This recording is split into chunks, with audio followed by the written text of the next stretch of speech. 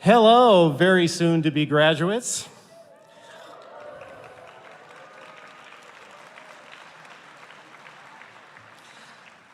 I am Doug Clark, Dean of the College of Chemistry, and it is my great pleasure to welcome all of you, your parents, relatives, and friends to the 2018 College of Chemistry commencement ceremony.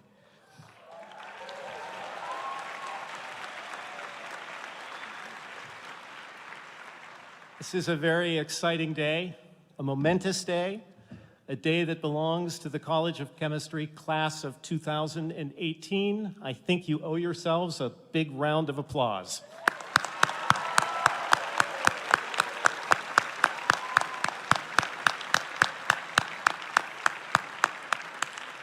We have a great program in store for you this afternoon, so please be seated and we'll begin.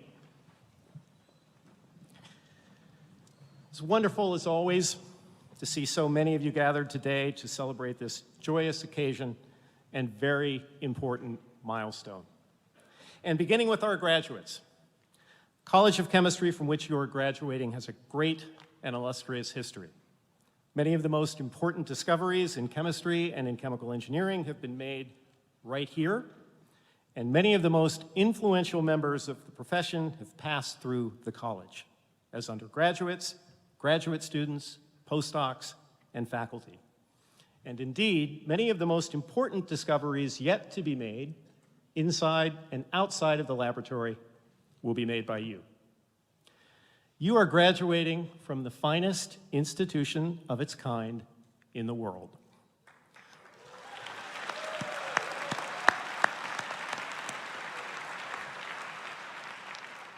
As graduates of the College of Chemistry, you are now part of this distinguished history, and you deserve to take great pride in your accomplishments over the past 4 years, or in some cases, maybe a little longer, and in your membership in the college community. Furthermore, as you all know, this year marks the sesquicentennial anniversary of UC Berkeley, and it is also the sesquicentennial anniversary of chemistry as a subject at Berkeley. Now that is not only cool, it is sesquicool, which makes you the sesquicoolest graduating class in the history of UC Berkeley.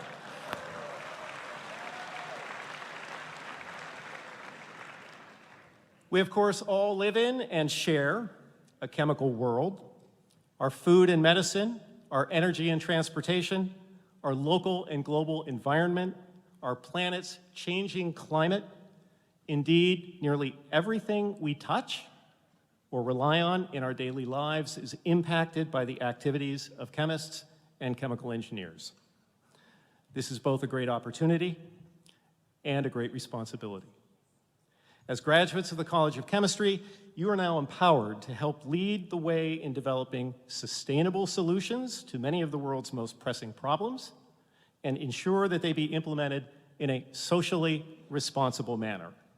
You are, after all, not only graduates of the College of Chemistry, you are graduates of UC Berkeley, the greatest public university in the world.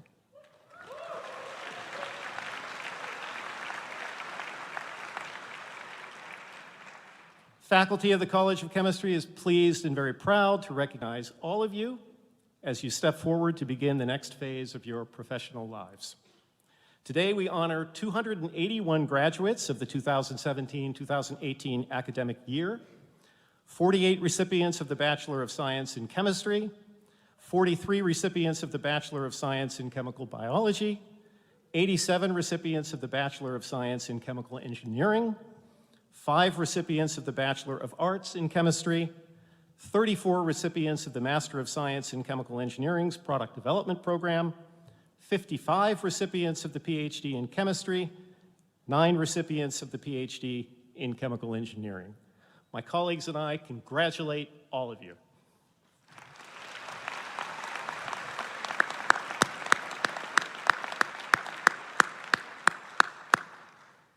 So, on with the show. Since this ceremony honors the accomplishments of you, our students, it is most appropriate to first hear from your representatives, 3 student speakers. All 3 are graduating with undergraduate degrees in the college, 1 in chemistry, another in chemical biology, and the 3rd in chemical engineering. Our first student speaker is Alexandra Burrow. She is receiving 2 degrees, a BS in chemistry and a BA in Slavic languages and literatures. Having grown up near Los Alamos National Lab, Alexandra was surrounded by scientists and a flourishing lab culture. In high school, she appreciated the beauty of chemistry, but had not decided on her major here until she experienced the passion of the subject that she shared with her chemistry student peers. As an undergrad here, Alexandra was a chemistry tutor and an undergraduate researcher in Dr. Mikhail Salmarin's lab at LBNL and with chemistry professor Felix Fischer. In addition to taking the courses for a double major, she was president of the Debate Society, and she was on a swim team with a group of friends. As she put it, she wanted to gain an appreciation of chlorine outside of the lab. Alexandra was awarded a National Science Foundation Graduate Fellowship and will go on to graduate school at Northwestern this fall, where she intends to obtain her PhD in chemistry. Her long-term plan is to pursue a career in industry. Her immediate plans, however, are to teach as a GSI for Chemistry 3BL in the summer, travel, and try to get through her long list of books to read. When not studying, she enjoys swimming, scuba diving, and reading. When she leaves Berkeley, she will miss her friends, the, quote, brilliant, compassionate people of Berkeley, unquote, her hikes in the Berkeley Hills, and the amazing cuisine of the Bay Area. So please join me in welcoming Alexandra to the podium.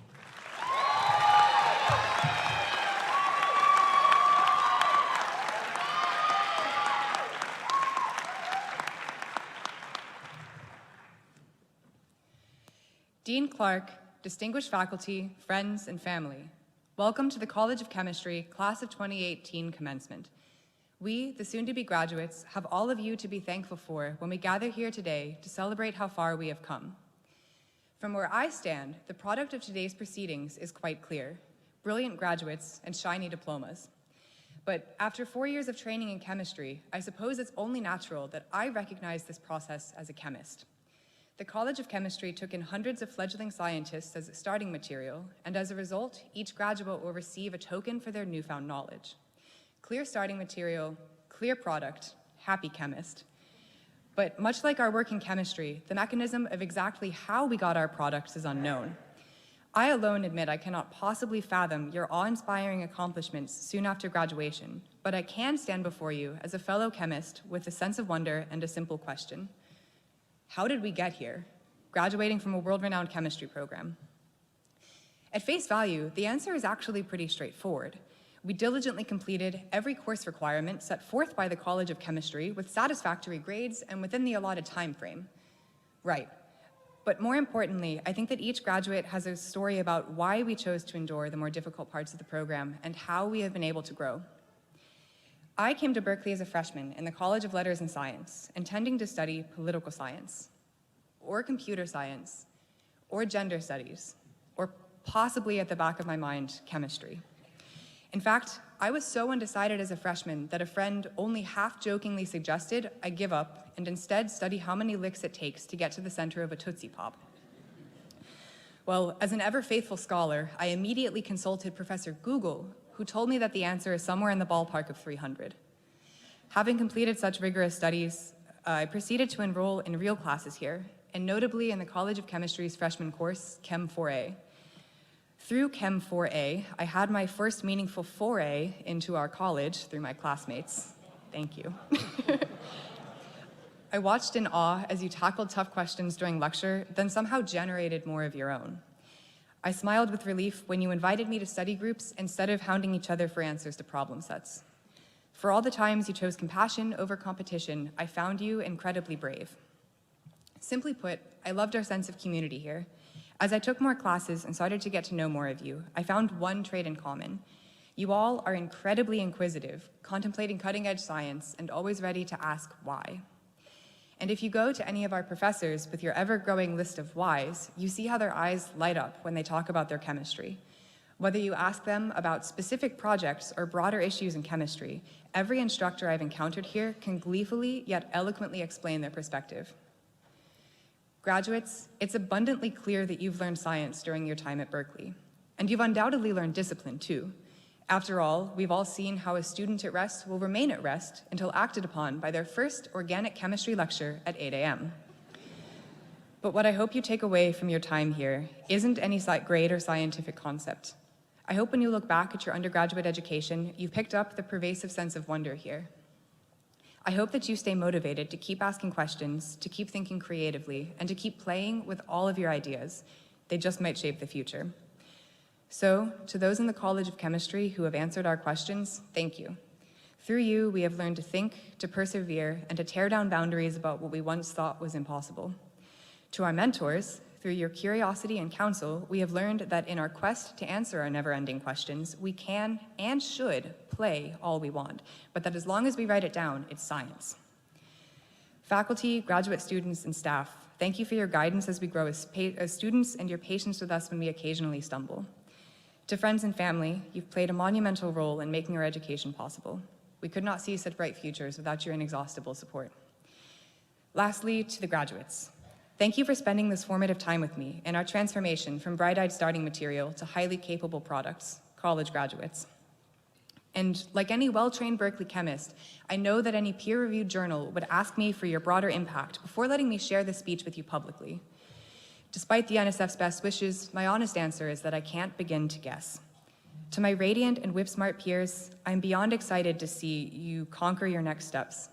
Whether you embrace the rigor of graduate school, the power of industry, or the courage of trying something completely new, know that you are ready for any challenge. I hope your time in the College of Chemistry has taught you to keep setting your sights higher, to maintain your insatiable curiosity, and to always ask why. Class of 2018, I am forever mystified by your potential. Congratulations. And go Bears.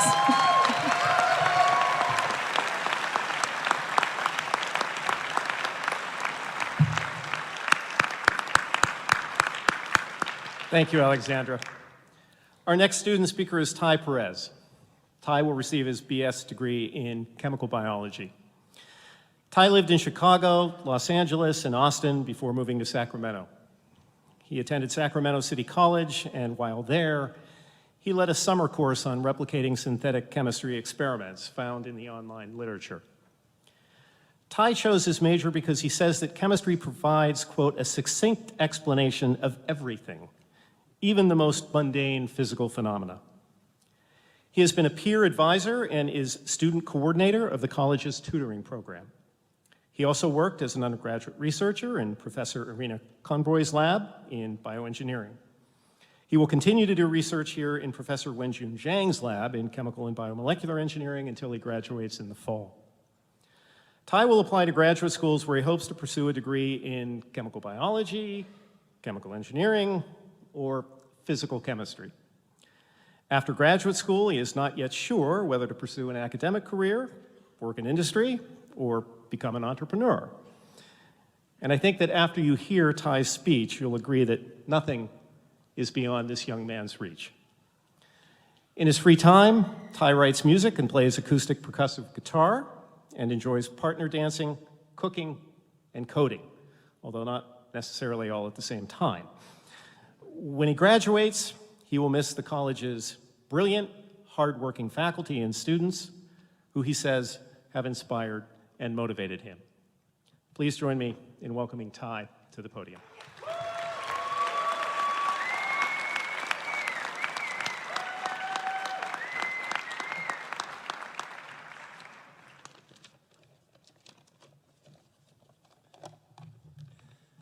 Dear friends, family, staff, and distinguished faculty, good evening and welcome. On behalf of the graduating class of 2018, I would like to thank you for your dedicated support to our education. Be it over the course of a single semester, the last 4 years, or our entire lives. You were there to talk us down when we failed our first exam. You reminded us how benevolent the almighty curve can be. And you listened to us rant about the painfully bureaucratic nature of Berkeley. When our course load felt like a trial by fire, you were there to douse the flames by studying right next to us in the sincerest form of commiseration. And as of tonight, we are more indebted to you than ever before, because none of us got here alone. For many of us, this evening signifies the end of an equally exhilarating and arduous chapter in our lives. And I think I speak for a lot of my class when I say, oh my God, I can't believe I actually made it. But even as someone who didn't particularly enjoy their experience at Berkeley, there's something sickly sweet about graduation that paints a veneer of fond nostalgia over all those sleepless nights. Regardless, I will carry my experience here like a suit of armor when I leave, because I have never been more proud of anything in my life. And tonight, I would like to share with you exactly why. Just 5 years ago, I found myself homeless and without any sort of diploma. I was 19, I didn't even have a high school transcript, and I was pretty sure I would never get into college. It was at this time that it finally dawned on me just how fantastically naive my long-held ambitions of becoming a scientist really was. But when I finally found a new roof above my head, I mustered up just enough hubris to walk into the nearest community college days before classes began, and I begged my professors to let me enroll. And somehow this worked. 2 years later, I was nominated Chemistry Student of the Year, granted a scholarship from the ACS, and determined to go to Berkeley. But when I had finished my UC application, I left almost half of it blank because I had no high school information, no AP courses, no clubs or activities, no SAT or ACT scores, not even a GED to report. When I hit that submit button, I had the sudden revelation that my application was completely ridiculous. But somehow, the advisors here read my essays and thought to themselves, huh, no high school. This guy sounds legit, let him in. And several months later, I received an acceptance letter from Berkeley. And it was bittersweet, because this was also the first time I realized I couldn't actually afford to live in Berkeley. But several weeks after that, I was also awarded an international scholarship that promised to cover both my tuition and living expenses for the remainder of my undergraduate career. And this was the Jack Kent Cooke Scholarship. Seeing my scholastic daydream actually come to fruition was the first time I'd ever cried tears of joy. And at that point, I was on top of the world. I thought I was gonna have it easy at Cal. Little did I know. When I first arrived in Berkeley, I signed a lease for an outrageously expensive apartment on the north side with a total stranger for a roommate.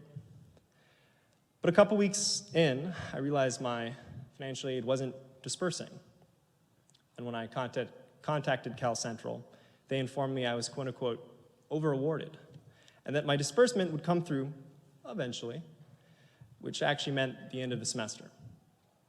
Over the next month, my roommate turned violent, I ran out of money, and I completely bombed my first exam.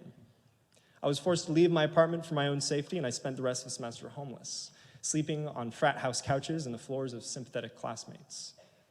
On the bright side, I made a lot of friends. But on the not so bright side, I hardly slept.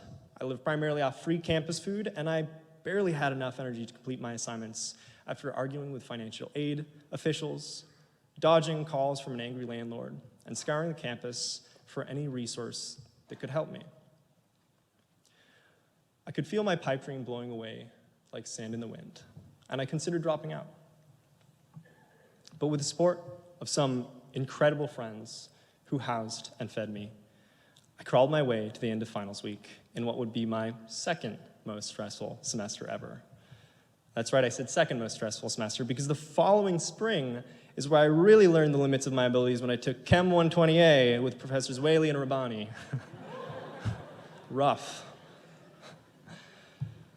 If it wasn't already apparent to those of you who didn't come here as students, the College of Chemistry is really hard. And after 2 years here, I've come to realize the only thing more challenging than getting into the College of Chemistry is probably getting out. But all jokes aside, my point of telling you the story isn't to say that I've made it here in spite of any hardships. It's just the opposite. As bizarre as my educational path has been, I don't think I could have succeeded at Cal without having faced these unlikely challenges. And I would like to share with you tonight the most important thing I've learned from that experience. I learned to fail. I learned to fail harder than ever before and try again without skipping a beat. More importantly, I learned to stop fearing failure altogether. Because by the middle of that first semester, so many things had gone wrong that there was literally nothing left to worry about. Failure in science is inevitable. And this is something we learned when we flew past the endpoint on our first titration in Gen Chem, when we scored a 30% on a midterm, and when the entire class scored a 30% on that same midterm with us. Failure is something every budding scientist must cope with when their research presentation is chewed out by a panel of experts, just as their advisors did for them. In the College of Chemistry, the feeling of failure is pervasive, yet it rarely holds serious consequences. Although this can seem like psychological torture at times, the fact that we all made it here tonight is a testament to what we've learned from this. And that is to be fearless in the face of overwhelming challenge. So wherever you're heading after this, be it grad school, a sweet tech job, or even your parents' couch to sleep off the last 4 years, you will face failures, big and small. There will be failures that you caused and failures you had no control over. But out of all the graduating students in Berkeley right now, you, my fellow chemists and chemical engineers, will fail the most gracefully. And you will persevere when all others give up, because your abilities were forged under pressure that could crack a diamond. And this resilience is exactly why you will succeed in whatever you do. Thank you.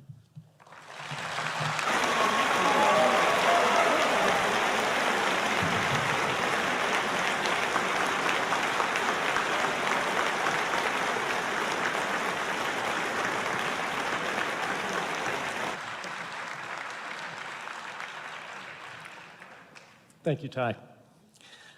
Last but not least, our third student speaker, Priya Padara, is a chemical engineering major. Priya grew up in Dubai, in the United Arab Emirates.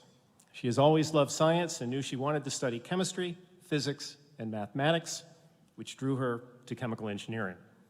She was fascinated by how everything around us involves chemical engineering, and she wanted to be a part of this core discipline. As an international student, Priya lived in the International House and served on the resident council there as both treasurer and then chair. The International House, or I-House, includes 580 residents from 75 different countries. She also served on the outreach committee for the student chapter of the American Institute of Chemical Engineers. Other short-term experiences include working at an oil refinery in India and working with special needs students in Dubai. One of her research projects at Berkeley was studying the efficiency, cost, and safety of lithium-sulfur batteries in cars, and she also designed a 1,000 megawatt methanol production plant with natural gas as the feed and conducted an economic analysis to determine its feasibility. After graduating, Priya will return to the United Arab Emirates to work in industry for a few years before going back to school, where she hopes to get a master's degree in a program that specializes in both engineering and business.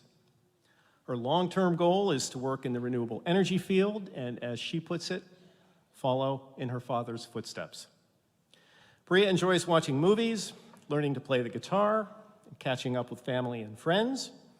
When asked what she will miss in Berkeley, she says her friends, Dr. Shannon Siston from CBE, 120 Latimer, where most of her lectures were held, and the iHouse. So please join me in welcoming Priya to the podium.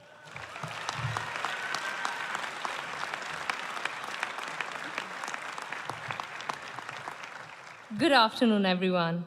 Thank you, faculty, family, friends, and staff advisors for being a part of this celebration. And to the graduating class of 2018, we made it. I'm sure each and every person in this room will agree that being in the College of Chemistry, although sometimes may feel like a battlefield where it's you against an armada, it is worth taking pride in. I'm sure if someone went around this room and asked each student what their experience here is, not one story will be the same. Yet, all of us are so quick to compare and try to follow the same narrative. So, on this day, as we step into a new phase of our lives, I'd like to share 2 principles that I strongly believe in and constantly strive to live by. Never be afraid to challenge yourself and learn to be comfortable if you are different when you're doing so. As Dr. Wen says, write your own story.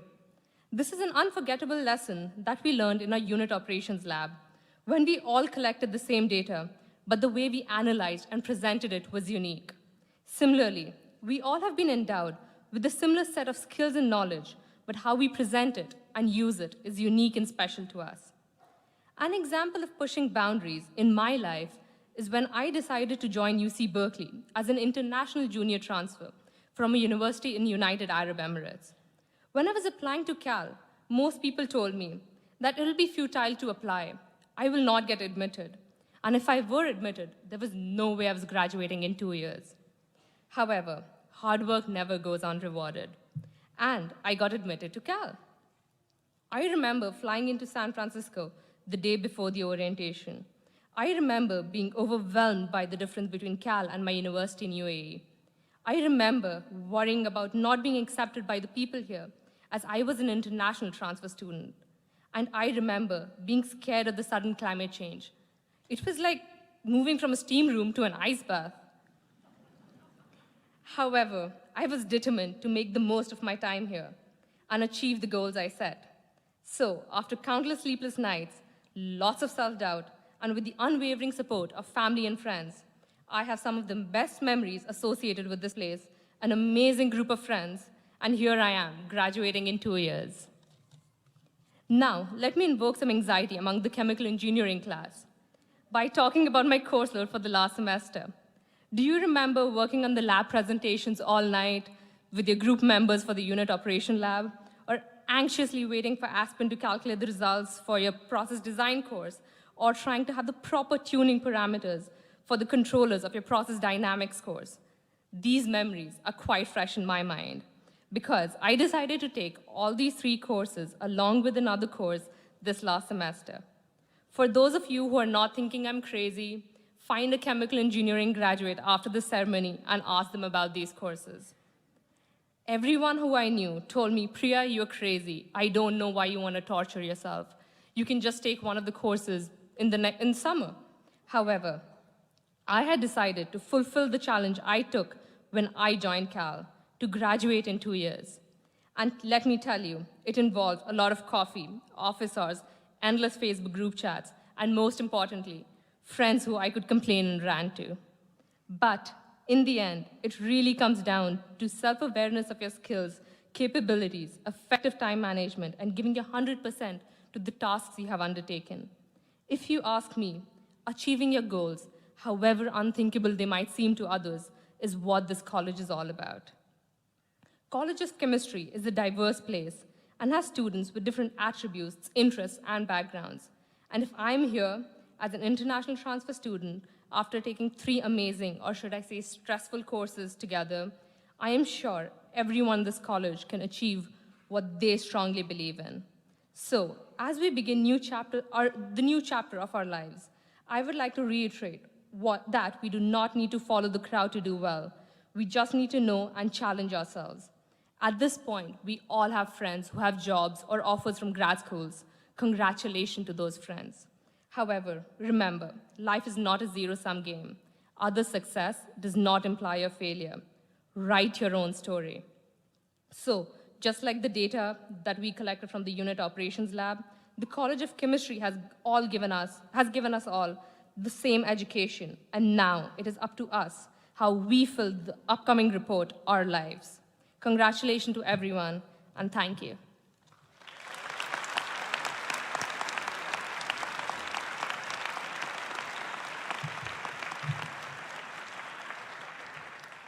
Thank you, Priya. It's now my great pleasure to introduce our commencement speaker, Professor Frances Arnold.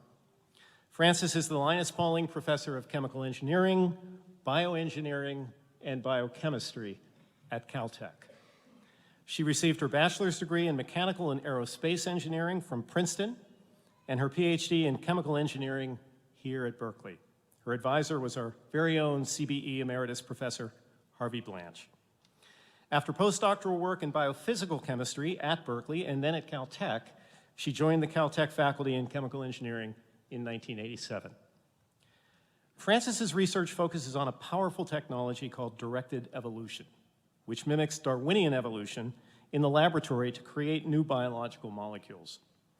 This process allows researchers to guide the creation of useful properties in proteins and living cells. Her work also involves the engineering of enzymes and biosynthetic pathways with applications to alternative energy, chemicals, and medicine. In particular, Frances and her colleagues have used directed evolution to improve catalysts for making fuels and chemicals from renewable resources. She is regarded as the eminent authority in this field, and the methods she has developed are widely used in industry and basic science. Frances is the recipient of numerous international honors and awards. She is one of the select few who is a member of the 3 membership academies of the national membership organizations of the national academies, the National Academy of Engineering, the National Academy of Medicine, and the National Academy of Sciences. In addition, she is a fellow of the American Academy of Arts and Sciences, American Academy of Microbiology, American Association for the Advancement of Science, and the National Inventors Hall of Fame. In 2013, President Obama awarded her with the National Medal of Technology and Innovation. Furthermore, in addition to several other accolades, too numerous to name here and now, she received the Charles Stark Draper Prize of the National Academy of Engineering, one of the world's highest honors for engineering achievement. In addition to teaching and running a large research group at Caltech, Frances is very active in many service activities. For example, she served as a judge for the inaugural Queen Elizabeth Prize in Engineering and serves on the National Academy's advisory panel. She has also co-authored more than 300 publications and is a co-inventor of 58 issued US patents. In 1985, she co-founded GEVO to produce fuels and chemicals from renewable resources, and other companies have since followed. Her pioneering work in directed evolution can best be described in her own words. Quote, "The code of life is like a Beethoven symphony. We have not yet learned how to write music like that, but evolution does it very well. I am learning how to use evolution to compose new music," end quote. And I might add, whether it's jazz, rhythm and blues, classical, or rock and roll, Frances has it all covered. Her talk today is entitled Evolution and Adaptation, Change as Opportunity. Please join me in welcoming back to Berkeley, Professor Frances Arnold.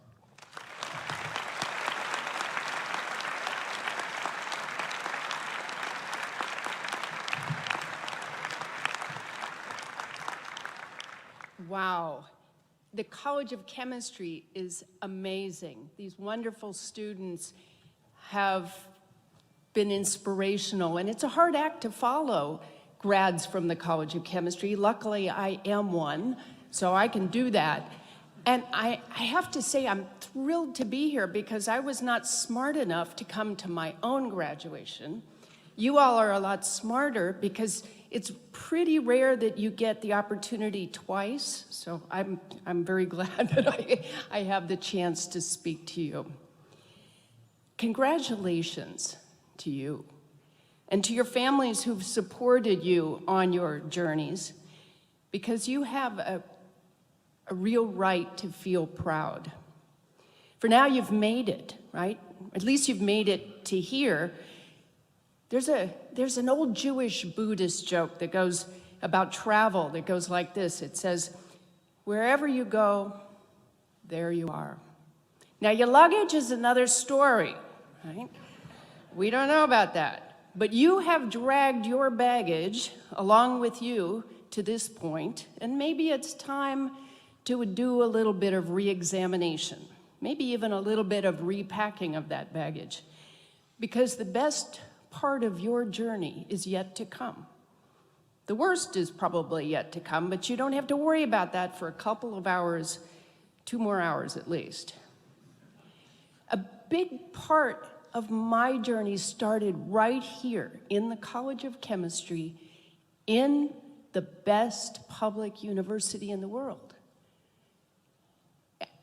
You can't imagine how grateful you should be to be a graduate from here.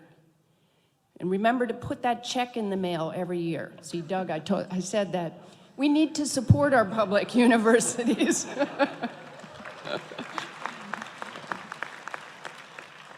I came here as a PhD student in January of 1981, looking for a new career already. Having studied aerospace engineering, I'd worked in Italy and Spain, Brazil, and I had a wonderful job at the then new national laboratory, the Solar Energy Research Institute, to bring renewable energy to the world. Remember that our nation under President Jimmy Carter had a national goal of 20% renewable energy by the year 2000. That was a stated national goal, and I was proud to be working on that. But a dramatic shift in the political climate changed everything. Overnight, it seemed, Ronald Reagan was elected president, and I needed to explore some new career directions. Based on advice from a mentor, I applied to one place, and I was admitted to chemical engineering to work with Professor Harvey Blanch. Thank you, Harvey. What an opportunity that was. In addition to doing exciting research, I learned enzymology from Judith Klinman and Jack Kirsch. We called it the Jack and Judy show, but it was phenomenal. I learned immunology from Marianne Koshland, biochemistry from Alan Wilson, thermodynamics from John Prausness, and I learned some organic chemistry by taking notes for the then student-run Black Lightning note service. I mean, you probably don't know this, but at 8 o'clock, you've all taken organic chemistry at 8 o'clock, I hear. But in those days, you know, we paid good money to get lecture notes so that when we missed those 8 o'clock lectures, we could have those notes. And therefore, I ended up doing organic chemistry 6 times. I needed it. But how lucky I was to watch giants like Henry Rappaport and Clayton Heathcock and Peter Volhart, who gave me real good clues on how to keep 300 sleepy students engaged. And Cafe Roma, now Cafe Strada, gave me the help and caffeine I needed in those mornings, and there was top dog for those late nights in the laboratory. I miss all that. And while I was learning the basics from the best, some pretty exciting things were happening in the Bay Area. Genentech, founded just a few years before that, had big plans. Chiron was co-founded the year I arrived by my then Intro to Biochemistry professor, Ed Penhote. The whole excitement of a whole new industry was in the air. We were just learning how to manipulate DNA for the first time. And there was this marvelous idea that we could rewrite the code of life. Well, you lucky dogs, because you too have had this experience.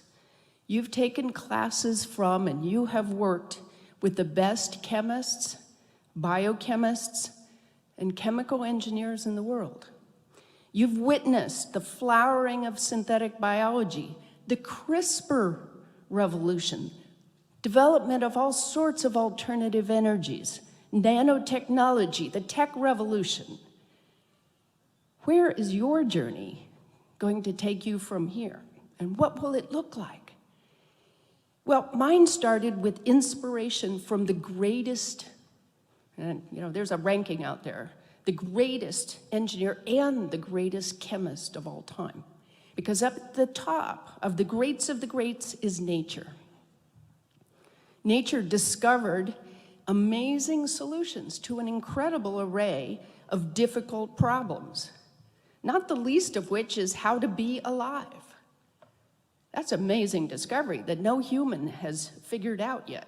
But nature has figured out how to extract materials and energy from widely different places and convert them to this vast collection of brilliant, self-repairing, adaptive materials, molecular machines, control systems, chemical factories, with great efficiency, amazing efficiency, and minimal wastes. And I think we should strive to match this in any of our human design systems. And it's wonderful to have that inspiration. So inspired by nature and empowered by technology, I wanted to rewrite DNA to solve human problems, to use those principles that nature had taught us. Only I had no clue how hard it would be. That's the great thing of being young and ignorant, is that you can take on impossible problems because you don't even know how hard they are. Here we were at the beginning of the DNA revolution, just learning to cut and paste DNA with our baby scissors. I had no idea how hard it would be to compose that DNA. And as Doug quoted, when you think about DNA, we can read it, we can write it, we can edit it, but we don't know how to compose it. It took 4 billion years of evolution to compose that intricate and stunning symphony. We don't even know how DNA encodes life, much less, we don't even know how many of the genes, what they're doing. But since when would that stop us? We build using what we have and what we know at the time, and we can circumvent some ignorance of underlying physics and chemistry with a little bit of creativity, a lot of experimentation. In fact, that's exactly how nature does it. Nature figured out how to build catalysts, materials, organisms, using a process that's both elegant and beautiful and simple. It's called evolution. Few billion years of Darwinian exploration, trial and error, success and failure, have generated this truly stunning array of solutions to being alive. And just like human engineers do, evolution picks pieces up from the factory floor. Nature has given us a vast repository of biological parts and in previous inventions. So we see every day that the ability of systems of life to adapt to a competitive and rapidly changing world rests squarely on and arises from this vast collection. It's called diversity. It's a collection of diverse solutions that a microbe can pick up and figure out how to evade that antibiotic that it took you 10 years and $1 billion to develop. And a few mutations might happen, and you see that a microbe learns how to eat herbicides and oil spills and plastics that we thought were non-biodegradable. And I'll tell you, we have a lot to learn from that, especially our leaders have a lot to learn from how nature innovates, because it comes straight out of diversity. of recombining different parts and recombining different experiences, because without that diversity, and this is probably the most diverse place for learning that I can think of, without that diversity, we all move down the same path. We accumulate a lot of wrong ideas, and nature teaches us that that is the surest route to extinction. Now, the world is always changing. Some of those changes will be frightening, not always to your benefit. So how do we survive and even thrive in a changing world? Nature offers a great lesson. The survivors are those who adapt. But even better, it belongs to those, the survivors are those who learn how to benefit from change, grow intellectually, and grow personally. That means careful listening, constant learning, something you have started and perfected, I hope, here. It also means evaluating your choices throughout your lives, being willing to make adjustments, even try a whole new direction. It doesn't mean acceptance. Adaptation does not mean you accept it, and it certainly does not mean that you give up. It means taking some of the toughest challenges that you face as new opportunities to grow and learn. Don't be afraid of it, because that is your opportunity. Change is where you can really shine. Yes, grads, the future will be built by you. When you see a problem, you can solve it. You can try to solve it using what you've learned here. But I can say that you will also face things that you have little control over. Things that mean so much to us. Illness, loss of loved ones, strife in the Middle East, and in our own cities. The political climate. The climate. What can we do? When I was asked to speak to you today, on a day when you and your families will celebrate your hard work and your achievements, my first impulse was to say no. What advice do I have, and what can I offer you? What do I know? So many things in my life have gone awry. 20 months ago, my beloved son William died accidentally. He would have been graduating this week, just like you. And his brothers and I experience a profound and ongoing sense of loss every day when I think of the wonderful man that he was and would have been. But the joy that comes from looking at your faces and seeing him, I see him in your faces, and I see his dreams in your faces. I see your enthusiasm, your love of life. I also see some of your worries. Because the future is unknown, and sometimes it's quite dispiriting, but it's also wide open, and it's yours. It's time for you to take it in your own hands.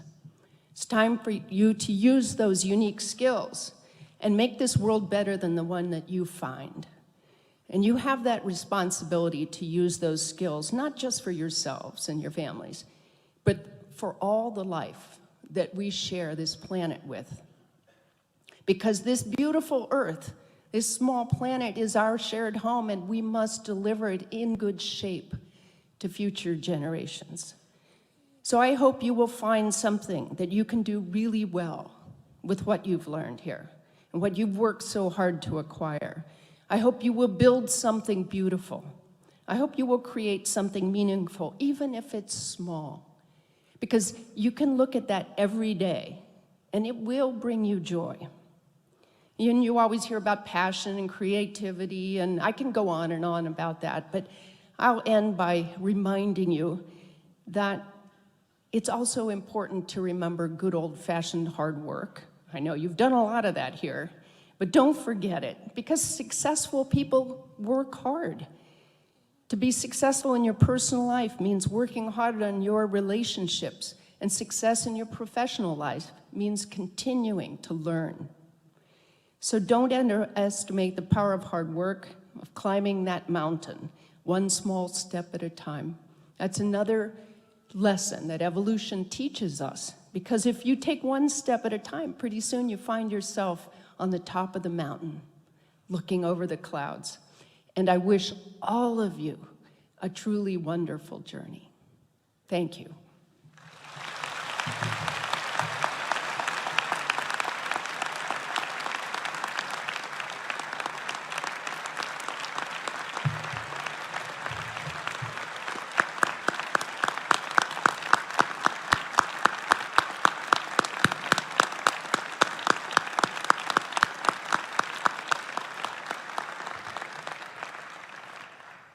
Thank you, Frances. It is now time to recognize some of our most outstanding graduates of 2018. We've already heard from a few. But let me first say that in general, this year's graduating class of the College of Chemistry undergraduates continues to demonstrate Berkeley's excellence by virtue of the breadth and number of awards received, honors bestowed, job opportunities offered, and admission to the top graduate programs in the world. For example, Berkeley as a university dominates the competition for National Science Foundation graduate fellowships. 75 of our graduating students have been awarded NSF fellowships. MIT, the closest competitor, had 51. This year alone, College of Chemistry students won 12. Furthermore, sure, we can applaud that.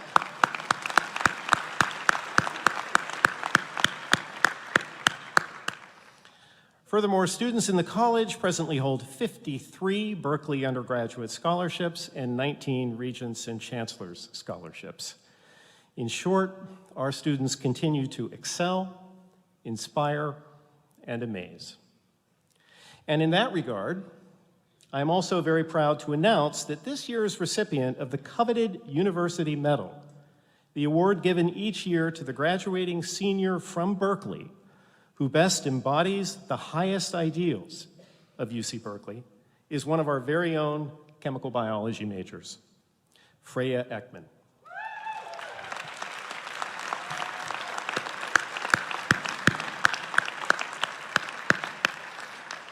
Freya has a near-perfect GPA of 3.99, and I don't know what happened there, but 3.99.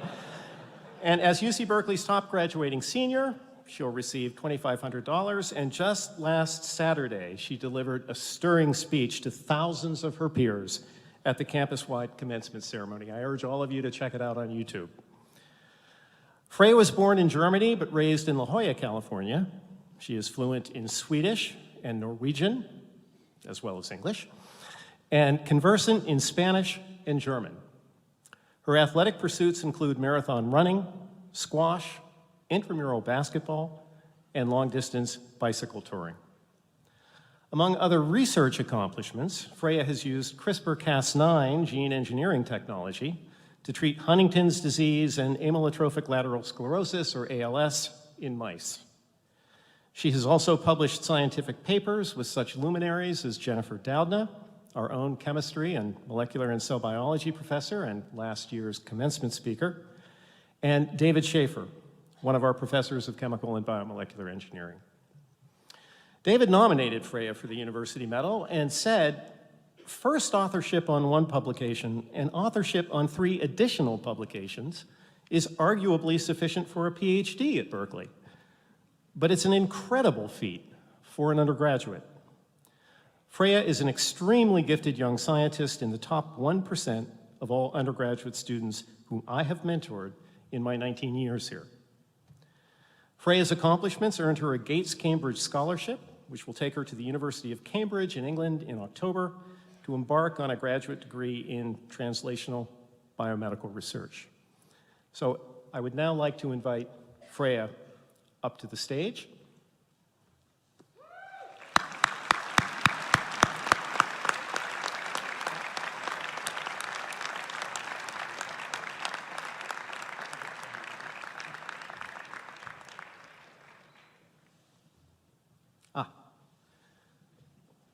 Freya, we have a special gift for you. This is a cow bear carved from the laboratory bench of Nobel laureate Glenn Seaborg, one of our most distinguished faculty. So it's a unique gift for a unique young scholar. Congratulations.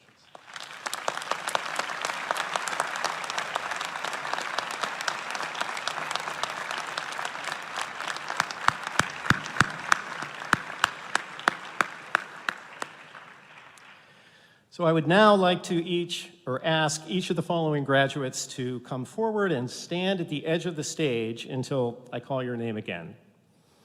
Catherine Latimer, Lee Cao, Hao-Wei Lin, Mark Cunningham, Alexandra Barrow, Abel Ricano, Xavier Aguilar Enriquez, Wyatt Anderson, Laura Handy, Sajan Patel, Phil Young Bin Kim, and Gokul Ramadas.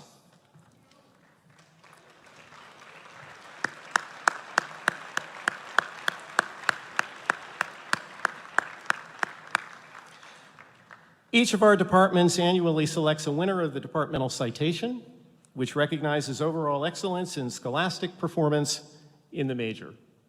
This is the highest and most prestigious of the commencement awards, and this year's winners are Catherine Latimer in chemistry and Lee Cao in chemical and biomolecular engineering.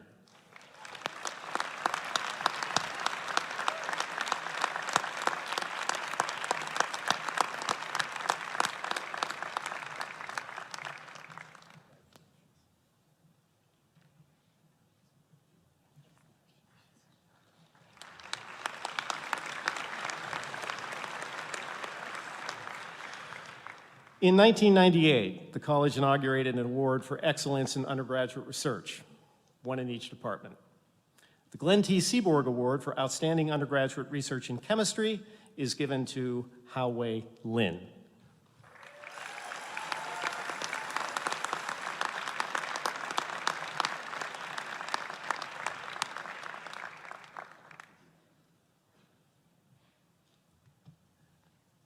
The John M. Prousnitz Award for outstanding undergraduate research in chemical engineering goes to Mark Cunningham.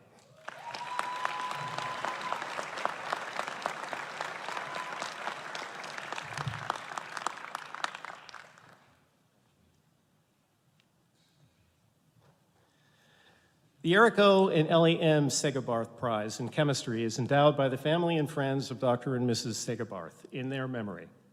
The prize is given to recognize outstanding graduating seniors who plan to pursue graduate studies in chemistry and who, quote, have the skill and drive to advance chemical science and the profession, which is what Eric Segabarth devoted his life to. This year, the recipient of the Segabarth Prize is Alexandra Burrell.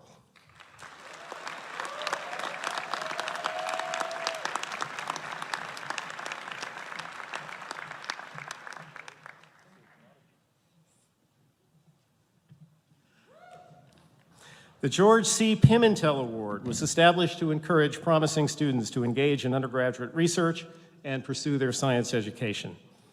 Each year, the award is given to a graduating senior who has carried out undergraduate research, is planning to go on to graduate education in chemistry or a related field, and is a member of the first generation in his or her family to be privileged to attend college.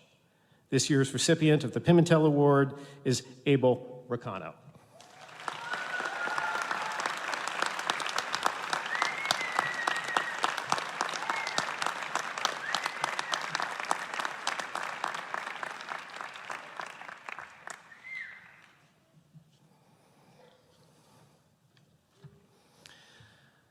The Kulu Seo Khan Award is endowed by Mr. Joseph Koo and Dr. Helen Koo in memory of Mrs. Koo's late mother. The award is presented annually to one or more outstanding seniors in the Department of Chemistry on the basis of outstanding academic achievement. This year's recipients are Xavier Aguilar Enriquez, Wyatt Anderson, and Laura Handy.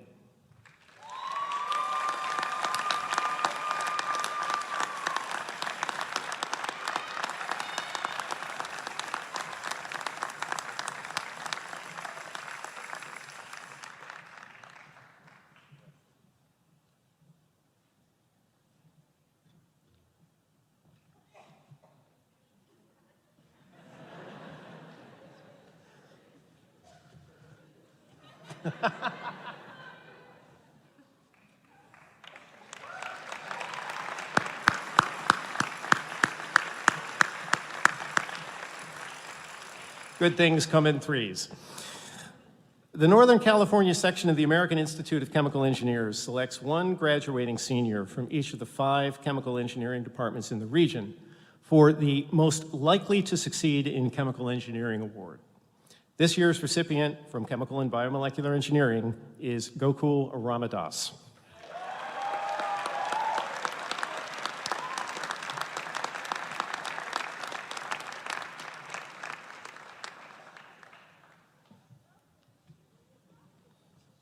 The Hypercube Scholar Award is presented to an outstanding graduating senior in synthetic chemistry who plans to pursue graduate education in chemistry or a related field. The award recipient receives a gift of Hypercube's HyperChem software, and this year the award goes to Sajun Patel.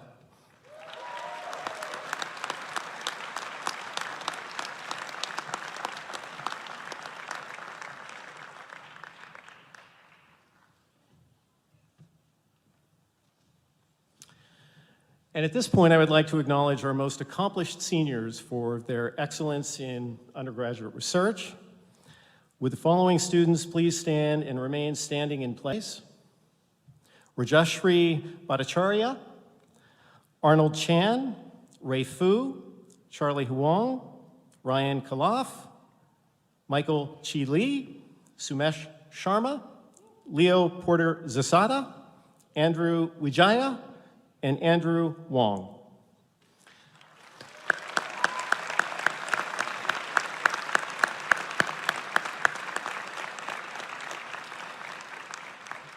Three weeks ago at our annual Sager-Barth Undergraduate Research Fair, each of these students received a Senior Undergraduate Research Award for their outstanding research accomplishments spanning over several semesters at Berkeley. Let's please give them another round of applause. Congratulations to all of you.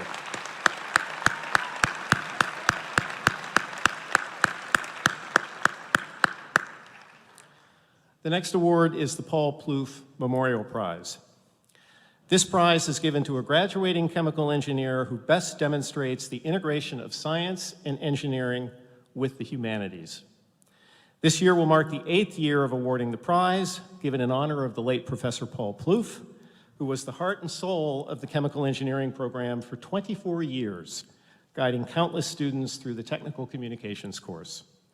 Generous donations from Paul's friends and family have made it possible for the college to present this award annually in Paul's memory. This year's award goes to Chemical and Biomolecular Engineering student Phil Yong Bin Kim.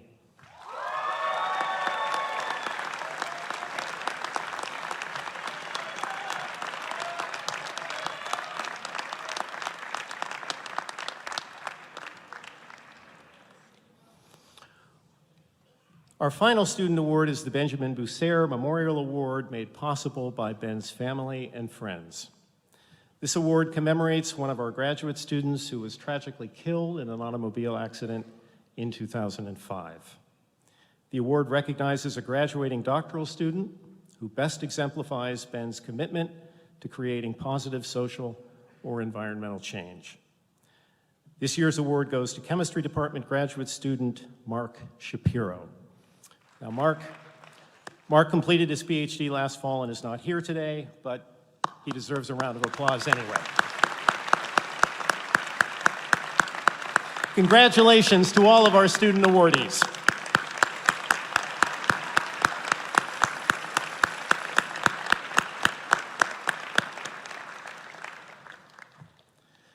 And now we recognize a few of our faculty members. The Departmental Teaching Award is presented to a faculty member in each department in recognition of their exceptional teaching.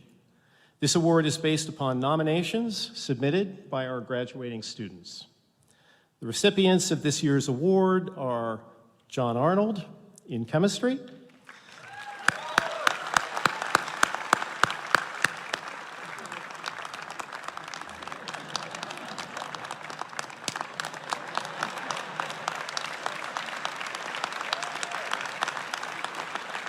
and Marjorie Wendt in Chemical and Biomolecular Engineering.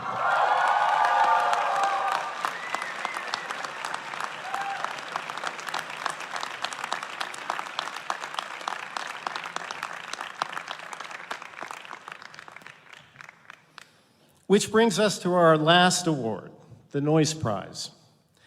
The Donald Sterling Noyce Prize for Excellence in Undergraduate Teaching is given annually to a faculty member in the physical sciences, not just chemistry, who has demonstrated unusual success in undergraduate education, including work in the area of curricular development. This year's Noyce Prize recipient is chemistry professor Phil Geisler.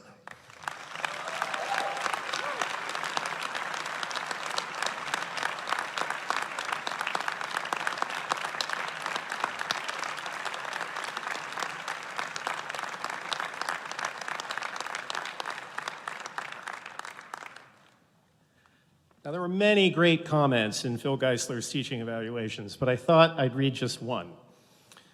Professor Geisler is like a maestro. His lectures were like a well-orchestrated concert. So our commencement speaker is using evolution to compose new music, and our best teachers are maestros. I like those comparisons. They show that science and art are linked by virtuosity. And you, the graduating class of 2018, are all virtuosos in your own right. So,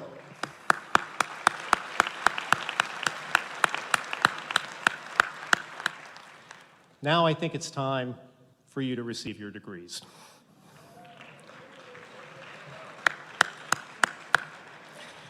So when Dean Arnold or Professor Behringer calls your degree group, please stand and form a line at the edge of the stage. Now, in addition to honors bestowed to students based on their academic achievements, which is a GPA of 3.752 or higher, the college has established an honors program for students who performed research in a faculty lab over 3 semesters, maintained a GPA of at least 3.4, and produced an honors thesis. So when you hear a student's name with the designation of with honors in chemistry or with honors in chemical engineering, that indicates the research honors distinction. I now call upon Dean Arnold, undergraduate dean of the College of Chemistry, to announce the BS degree recipients in chemistry. Will the degree candidates please rise and line up at the edge of the stage?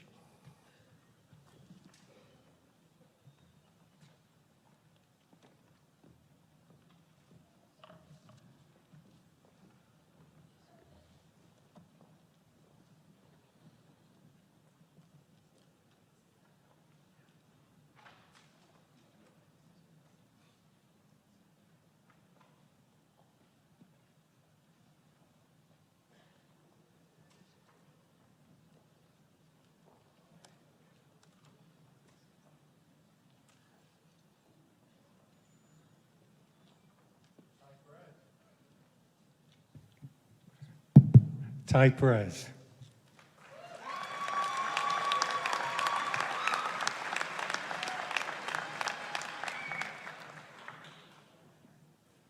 Alexandra Burl.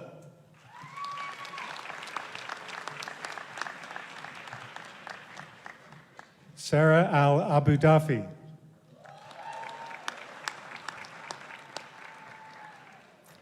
Cheyenne Pedram.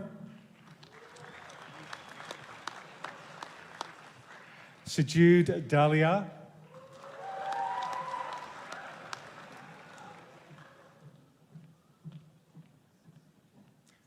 Martin Liu.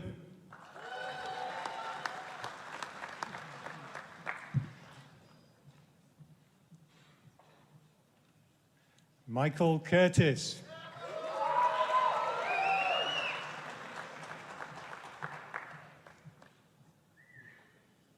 Katie Latimer.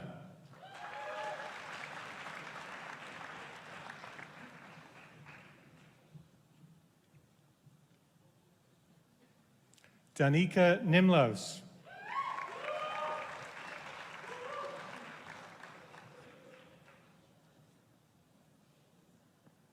Maxwell Fenton.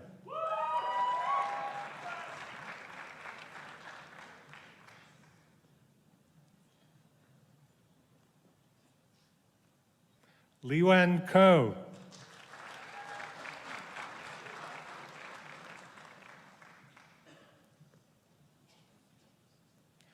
Unmol Sidhu.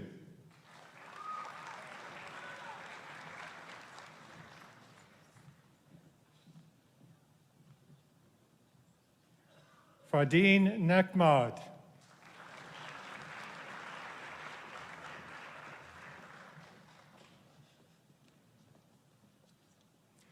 Javier Perry Lynn.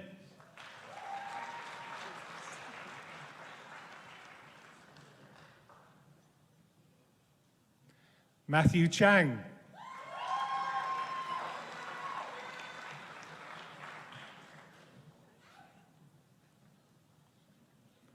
Sunam Patel.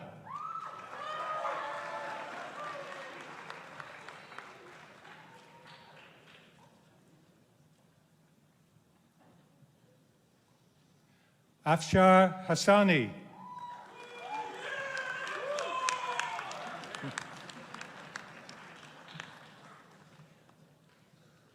Jane Honda.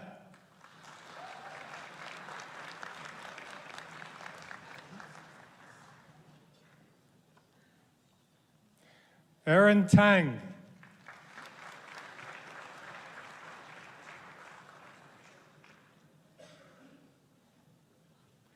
Yuting Chen.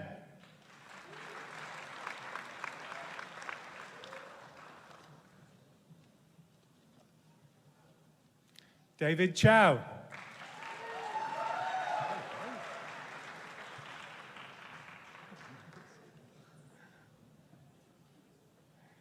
Samantha Stegman.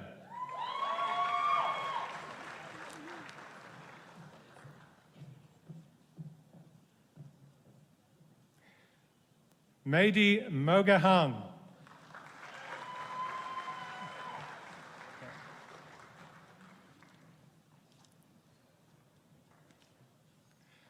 Leo Porta Zasada.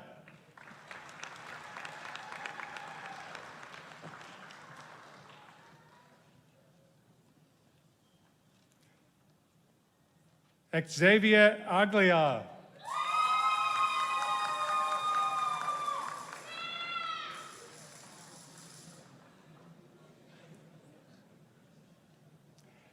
Nicole Sugiano.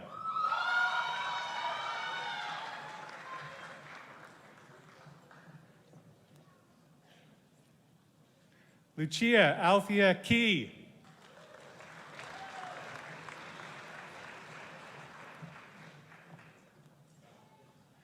Kimo Pressler.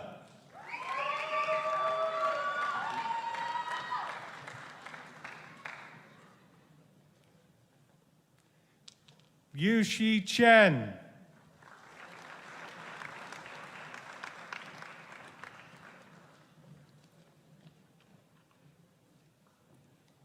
Arnold Chen.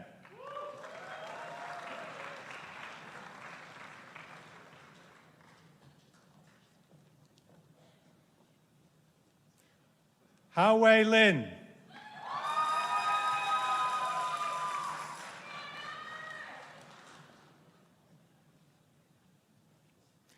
Eric Chang.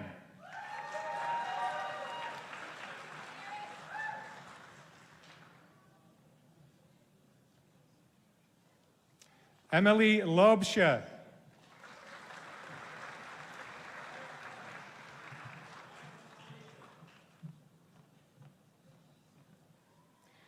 Shujia Lee Young.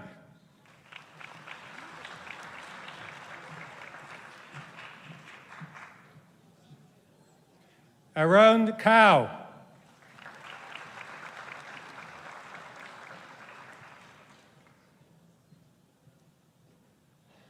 Duke Wen.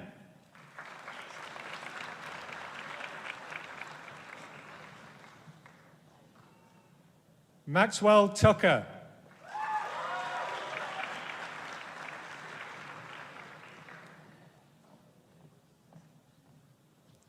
Sojin Patel.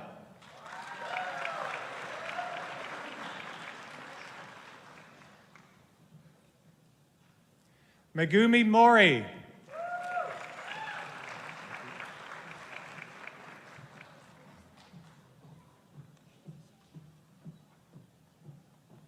Mai Do.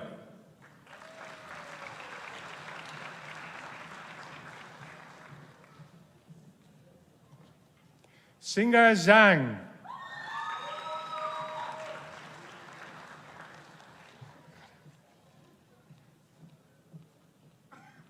Andrew W. Wijaya.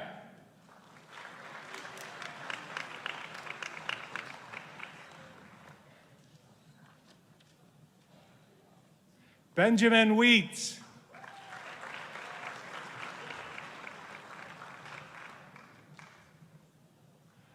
Danae Robert.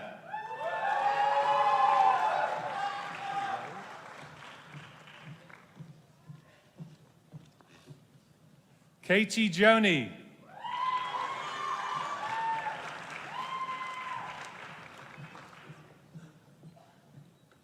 Konstantinos Saras.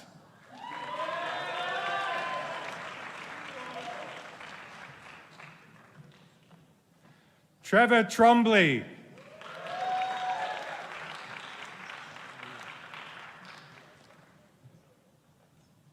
Zitao Tang.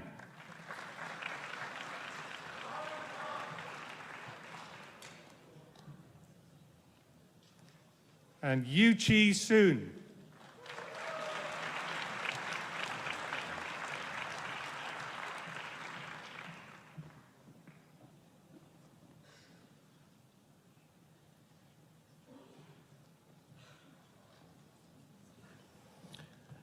Now comes my favorite part.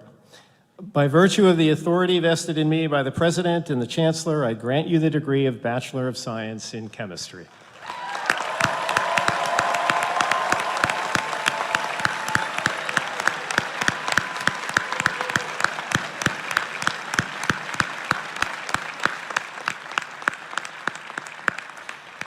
Dean Arnold will now read the names of the BA degree recipients in chemistry. Will the degree candidates please rise and line up at the edge of the stage?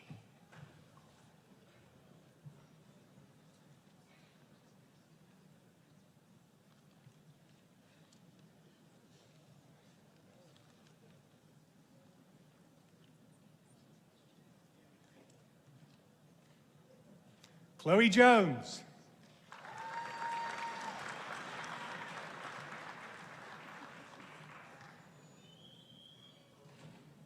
Roxana Martinez.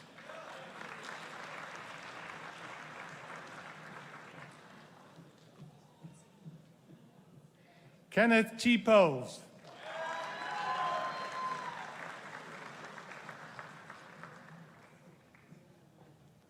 Ching Young Song.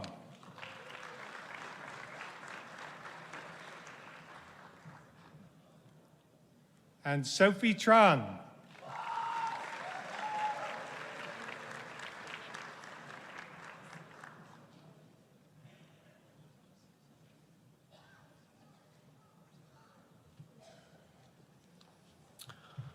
By virtue of the authority vested in me by the President and the Chancellor, I grant you the degree of Bachelor of Arts in Chemistry.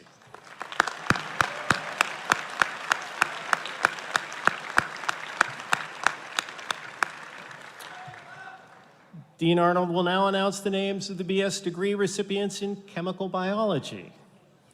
Will the degree candidates please rise and line up at the edge of the stage?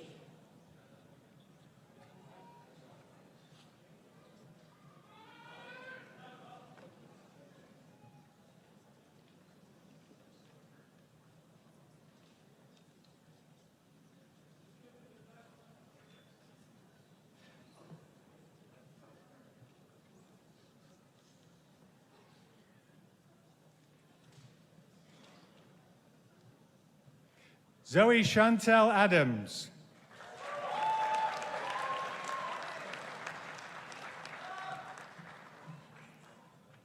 Tushar Mittal.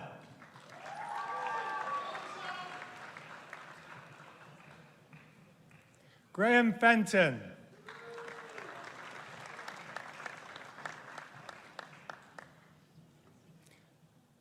Abigail Williams Keller.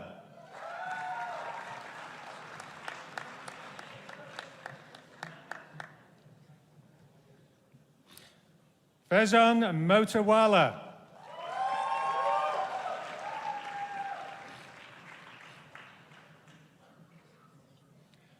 Joelle Louise Martin.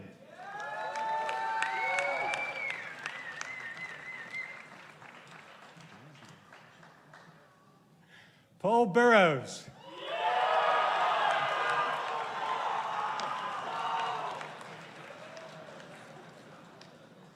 Freya Ekman.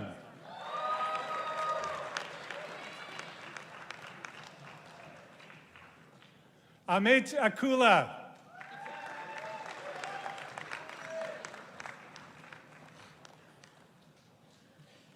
Lance Chow.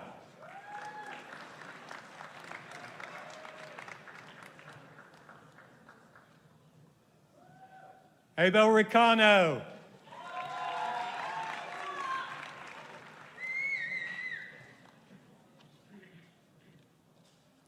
Andrew Favor.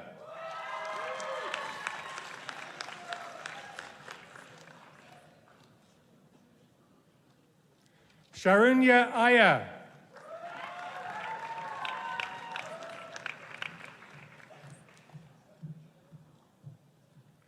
Feroz James.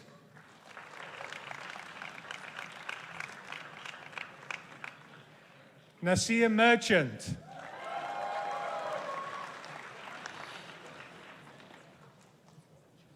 Wyatt Anderson.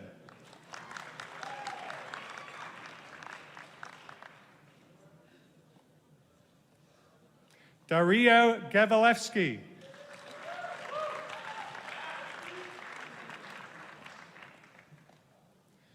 Laura Elizabeth Handy.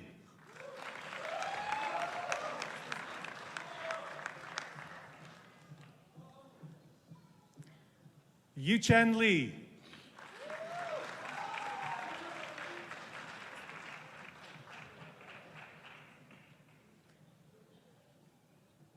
Xiao Zhan.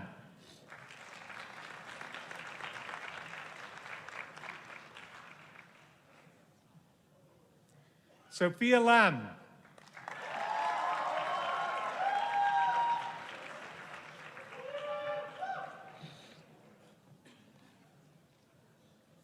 Ishwar Manoharan.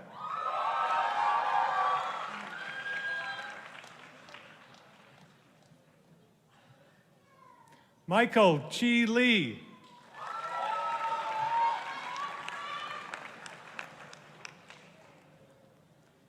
Virginia Garda.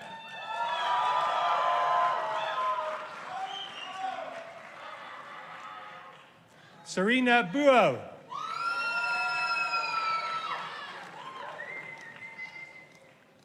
Kevin Yang.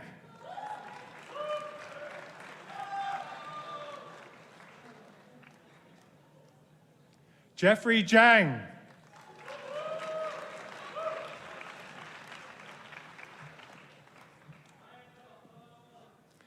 Ishan Paranjipi.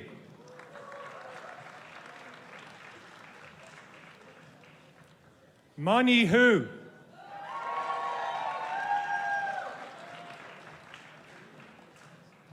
Sophie Shen.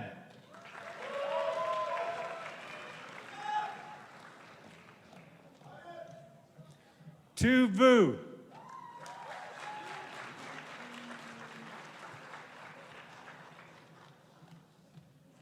Alejandro Bolaños.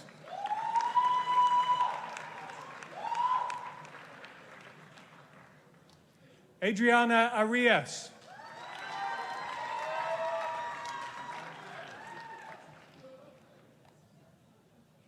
Kylie Ordez.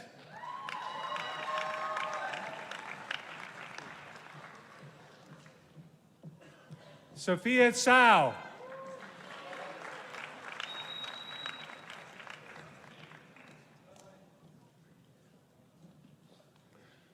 Dongnan Gao.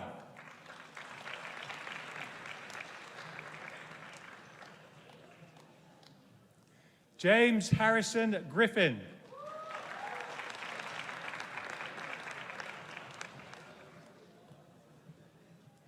Christopher Lam.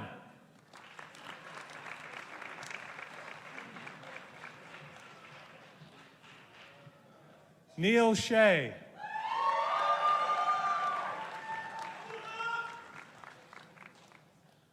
Ryan Andy Kalaf.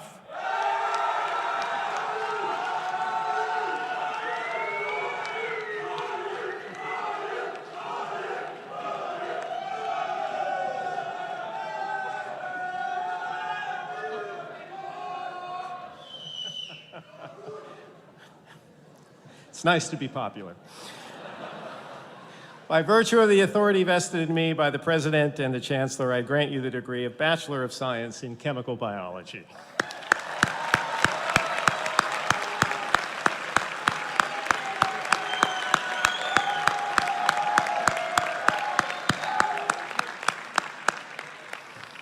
I now call upon Professor Berenger, Director of Undergraduate Chemistry, to announce the BS degree recipients in chemical engineering. Will the degree candidates please rise and line up at the edge of the stage?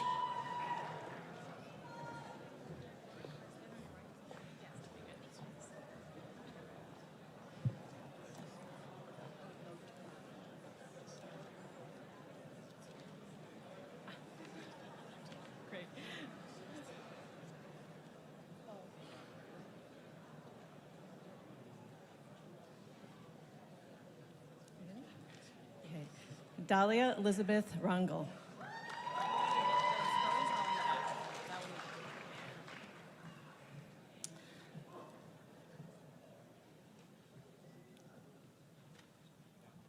Priya Pidara.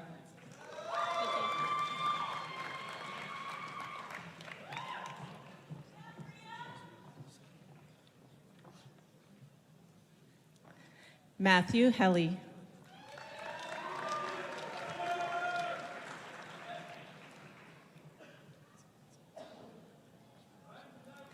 Ming Chang Yi.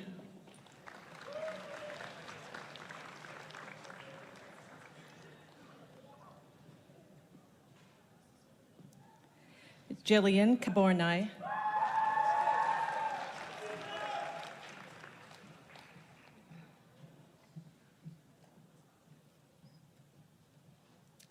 Samir Mohan.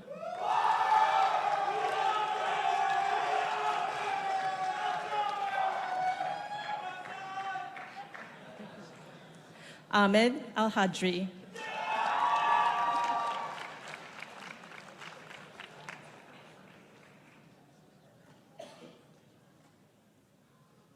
Ray Fu.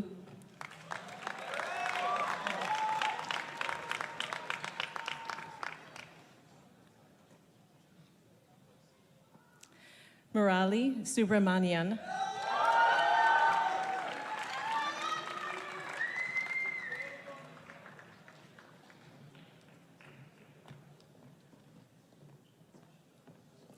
Saurabh Malani.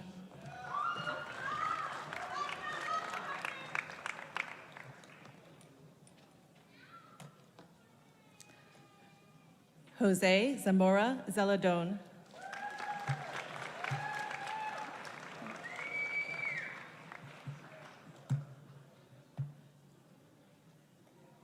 Laura Strong.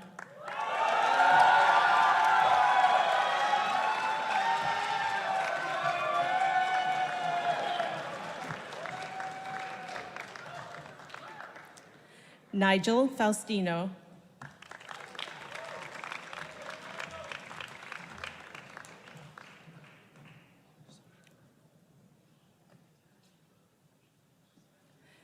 Ria Samashwar.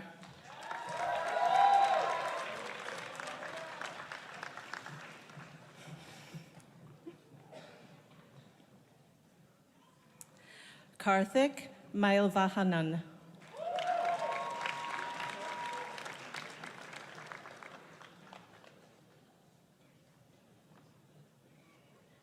Andrew McDonald.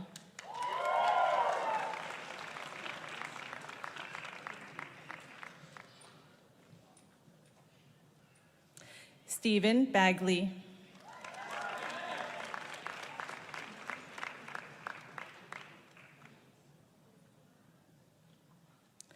McGregor Statmiller.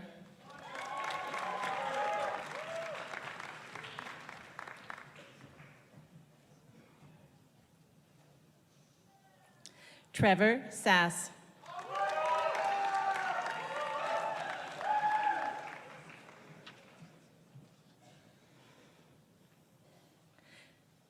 Nitin Vinay Panaganti.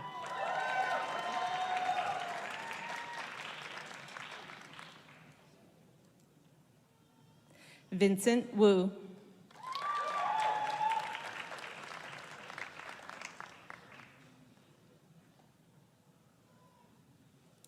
Brandon Kim.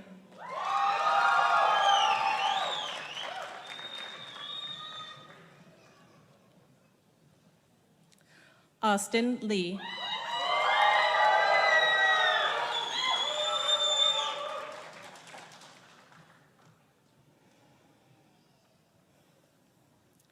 Katerina Harnato.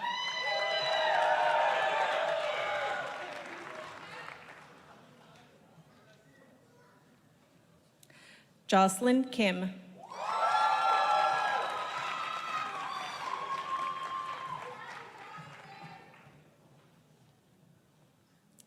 Julia Sawaya.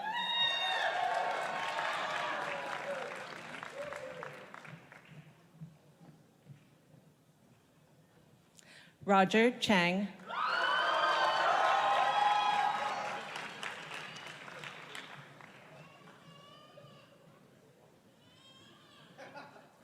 Timothy Sivaraman.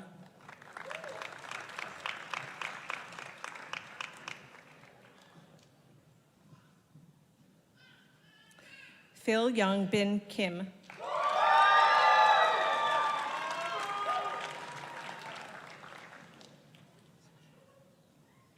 Matthew Liu.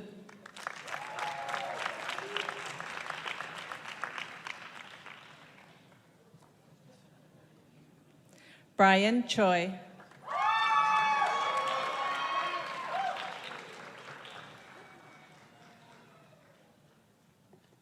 Tom Lin.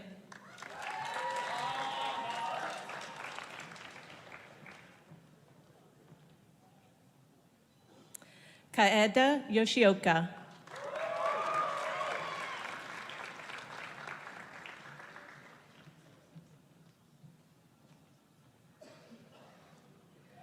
Ani Pan.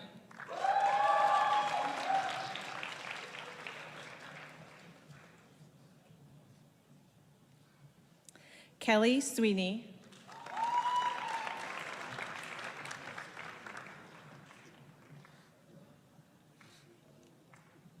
Stephen Zheng.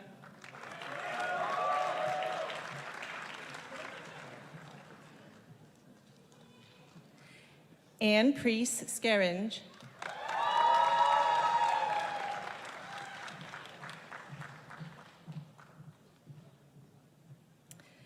Yuchen Yang.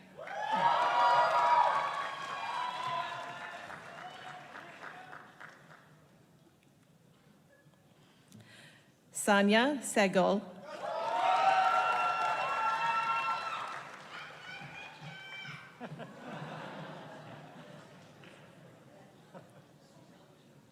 Gokul Ramadas.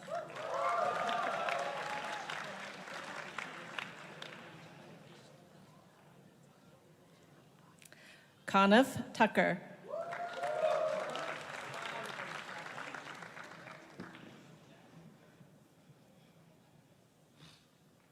Zoheb Sarwar.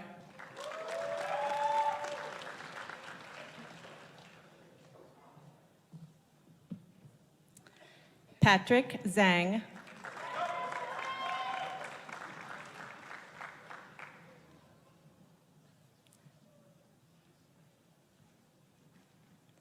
Aaron Stager.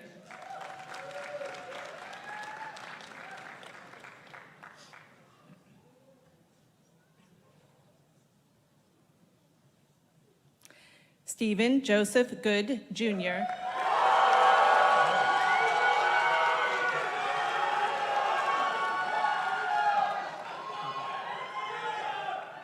Andrew Wang.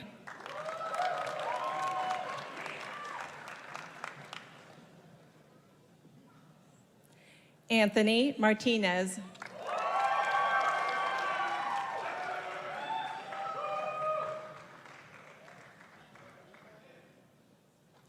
Sumesh Sharma.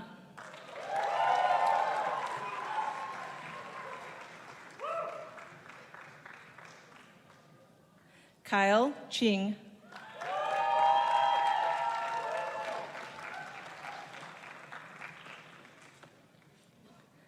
Lee Cao.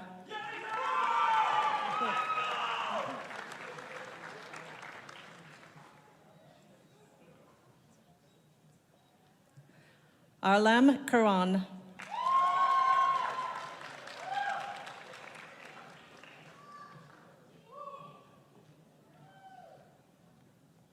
Jiwoo Che.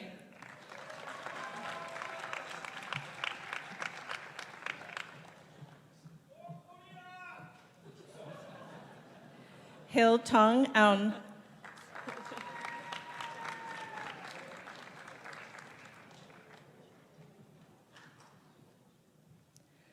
Tao Run Jung.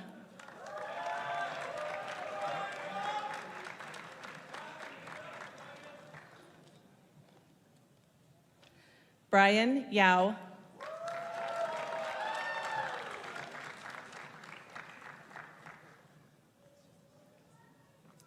Kate Song.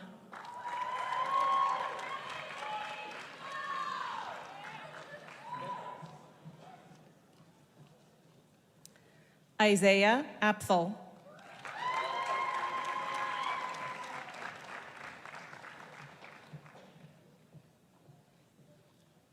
Mitchell Marvin.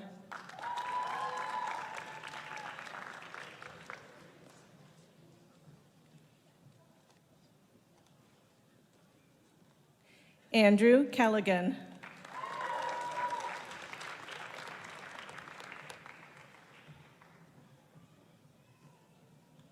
Rajashri Bhattacharya.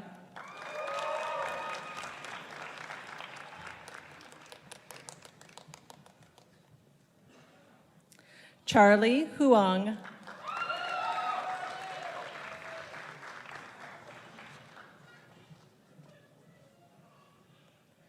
Alexander Erickson.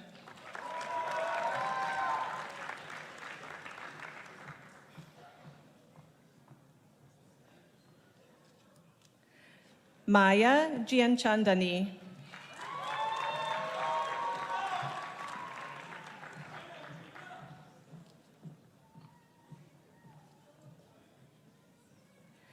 Vin Hong.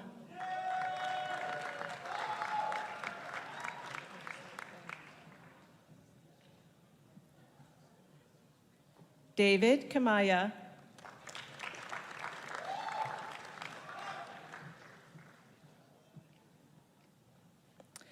Russell Sung Hwan Lee.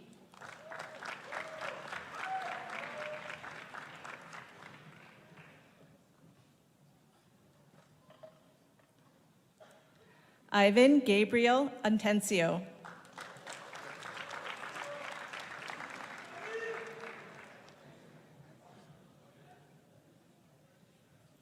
Hubert Situ.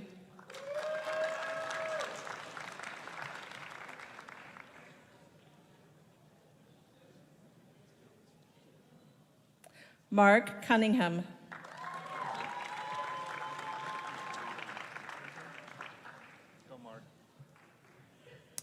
An Chuan Ngo.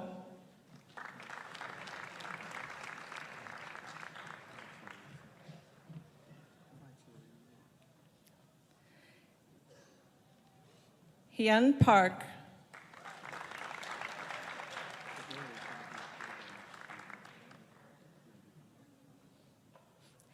Edward Shin.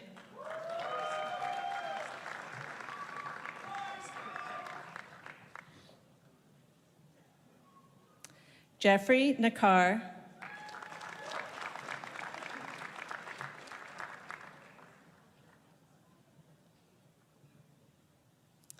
Sheng Tan.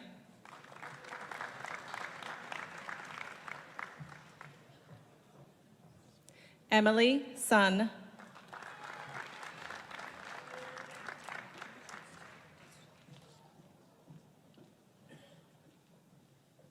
Amy Lee.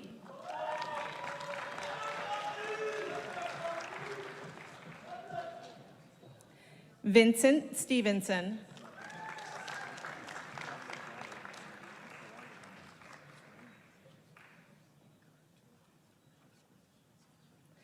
Chien Chan.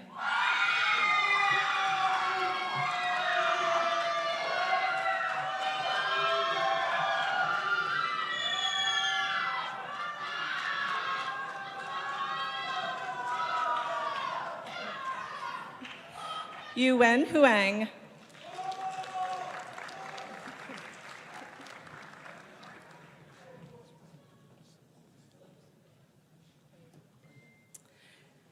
Peter Tiatawejaoya Young.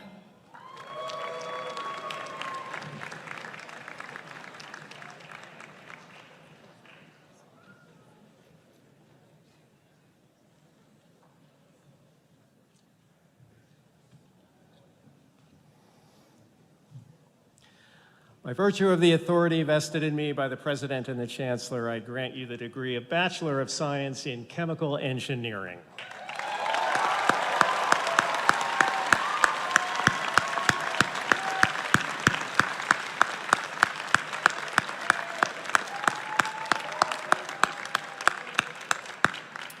Now, for the Professional Degree Masters in the Product Development Program, Chair Jeff Reimer will read the names of the MS degree recipients in Chemical Engineering, Product Development Program, and Professor Keith Alexander, Director of the program, will join me in congratulating the recipients.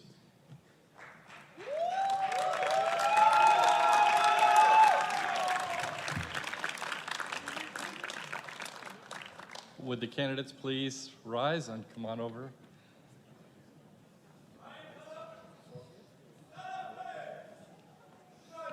Sophia Andrighetti Ferrada.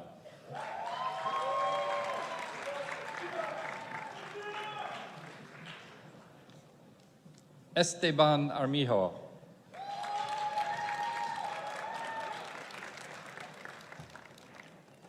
Nitin Bhargav.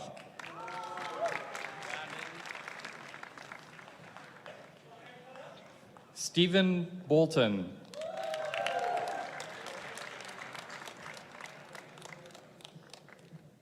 Nadia Bongso.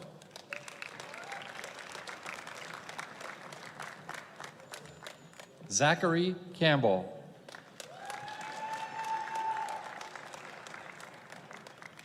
Isaac Campos.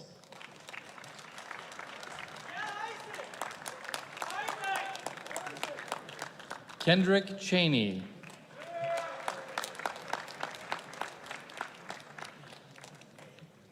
Bella Chan.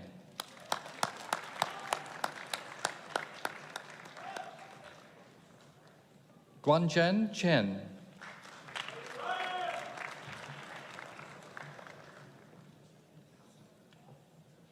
Jen Tsui.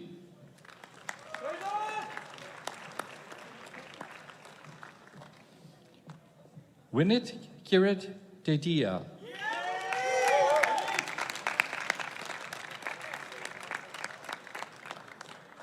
Michael Eloson.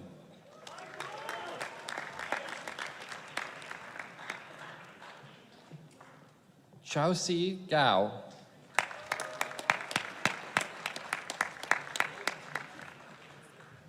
Yu-Tsin Wang.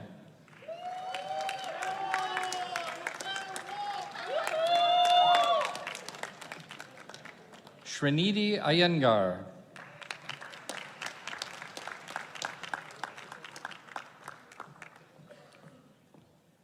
Prabhsimaran Kaur.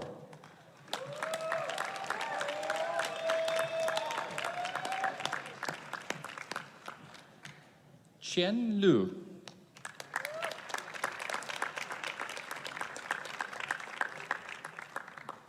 Jennifer Liu.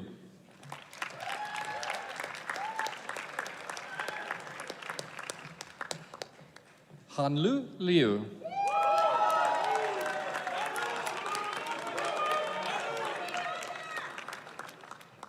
Jianing Liu.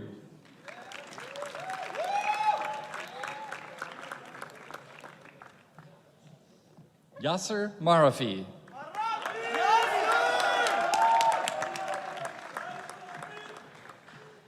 Kyle Mesquita.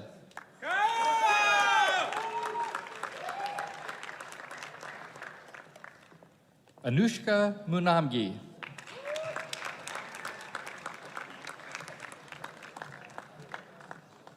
Angel Rue.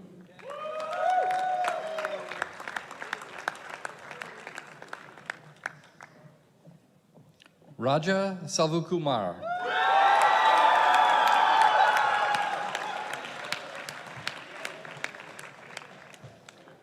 Priyadarsini Subramanian.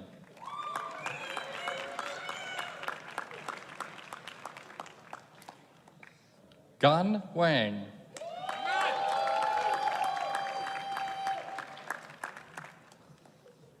Wenxin Wang.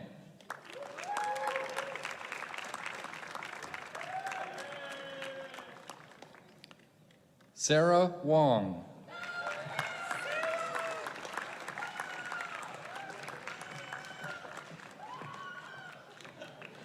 Lin Xia.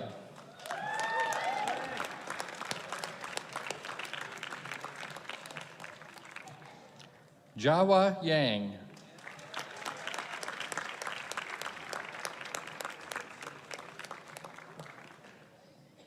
Kevin Yin.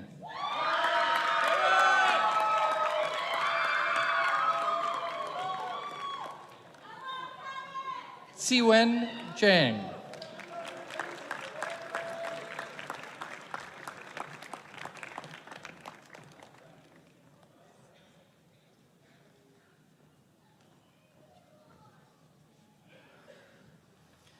By virtue of the authority vested in me by the President and the Chancellor, I grant you the degree of Master of Science in Chemical Engineering.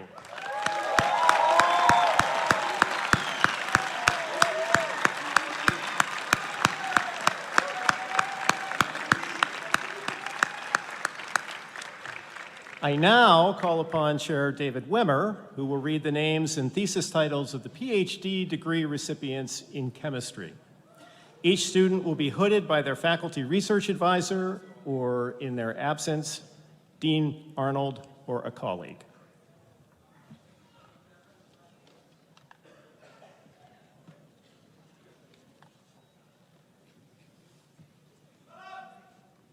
Okay, we'll begin with students of Paul Alivizados.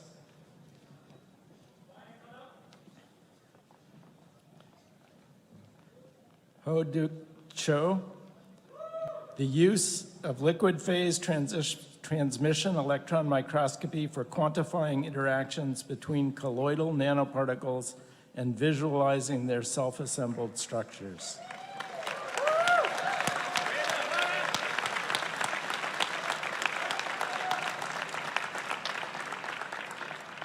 Matthew Anton Kutz. Investigation of optoelectronic and structural properties of semiconductor nanocrystals under high-stress environments.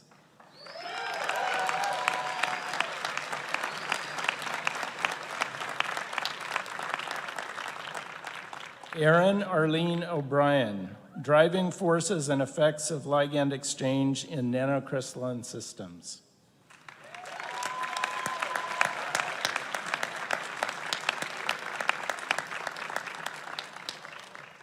Next are students of John Arnold. Nicholas Centenary, amidinates and guanidinates as supporting ligands for expanding reactivity of thorium and uranium complexes.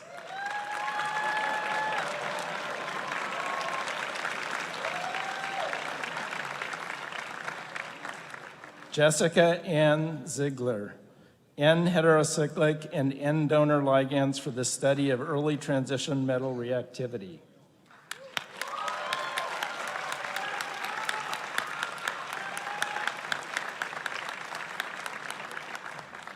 Next, student of Carolyn Bertozzi, who will be hooded by Matt Francis. Samantha Kaiser, design and application of site-selective peptide modification and metabolic labeling tools for chemical biology.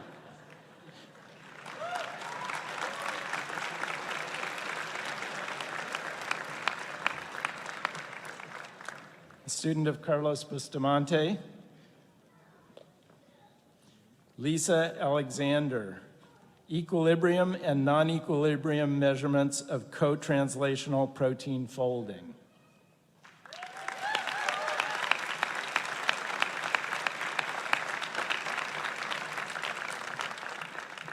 Next are students of Chris Chang. Sumin Lee, chemical tools for detecting transition metals for biological and environmental application.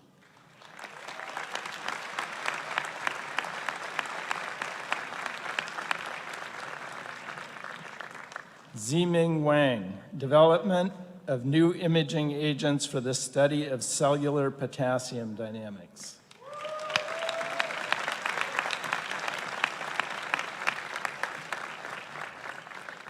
Next are 4 students from Ron Cohen. Joshua Lochner, space-based constraints on NOx emissions and lifetime using high-resolution NO2 retrievals.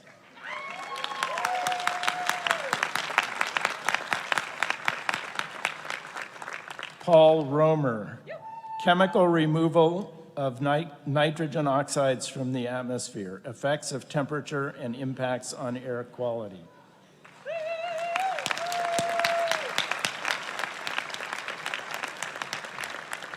Alexis Ann Schusterman, urban greenhouse gas emissions as observed using a high-density sensor network.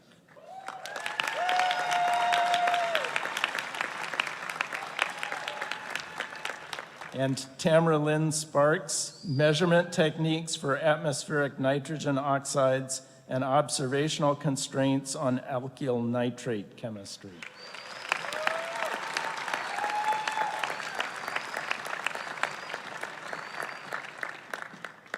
Next is a student working with Michael Cromie.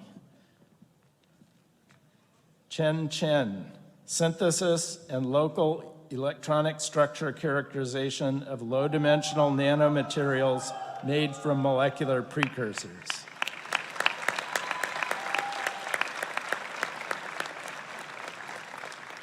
Next, a student working with Felix Fischer, Stephen Winthrop von Kugelgen, ring opening alkyne metathesis methods for functional conjugated polymer synthesis.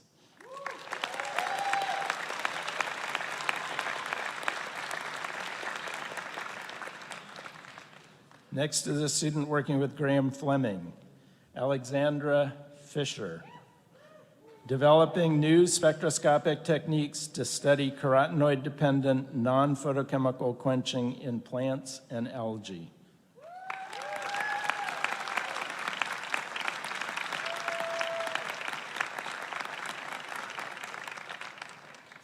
Next are 3 students working with Matthew Francis. Joel Abraham Finbloom, supramolecular approaches for applications in chemical biology and nanomedicine.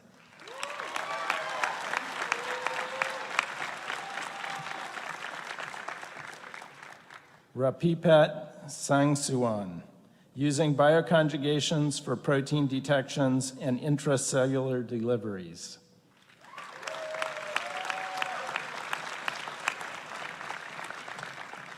Matt Smith, chemical tools to design and study microbial communities.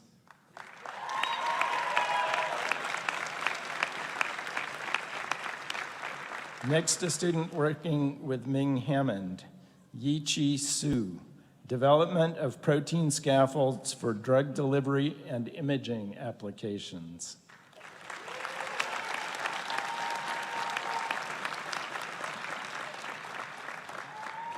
Next is a student working with John Hartwig. Taego Lee, transition metal catalyzed enantioselective silation of unactivated CH bonds, reaction development and mechanistic studies.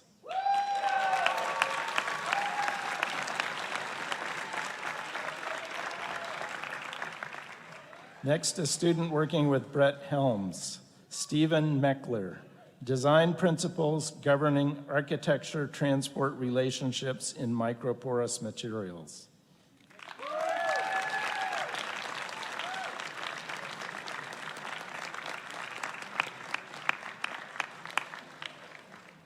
Next, a student working with John Kurian, who will be hooded by John Arnold. Iris Young, tracking water oxidation in photosystem 2 using X-ray free electron laser diffraction.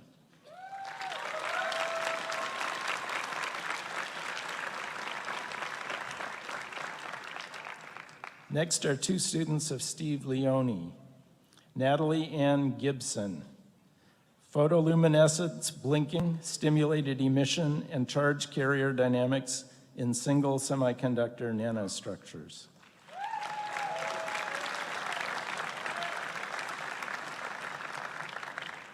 And Marina Yang, molecular dynamics studied by ultrafast core-level spectroscopy.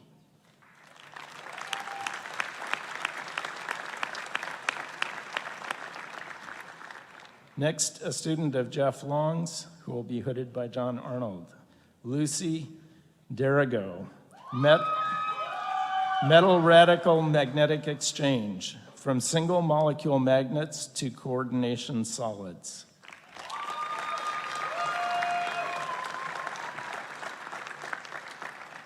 Next are students working with Tom Maimoni.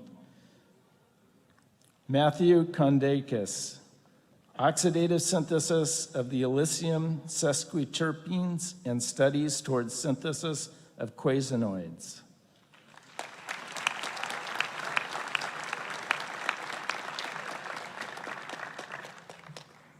Zirei Hu, application of an oxygen stitching strategy in the synthesis of complex terpenoids.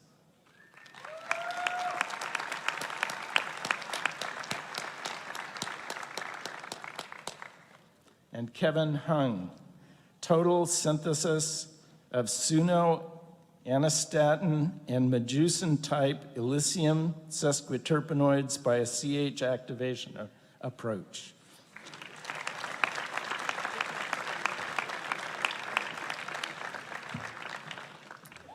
Next are four students working with Evan Miller. Alicia Anwar Contractor, synthesis and delivery of novel small molecule dyes with enhanced stability and increased tissue penetration for neuronal activity imaging.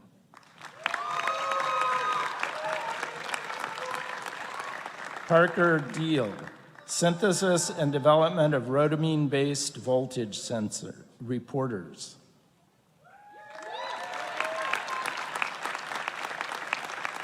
Vincent Grenier, genetic targeting of voltage-sensitive dyes.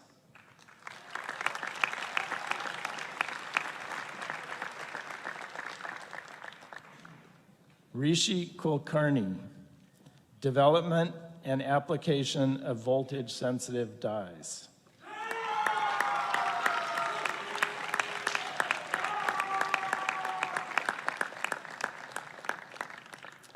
Next is a student working with Jeff Neaton, who will be hooded by John Arnold.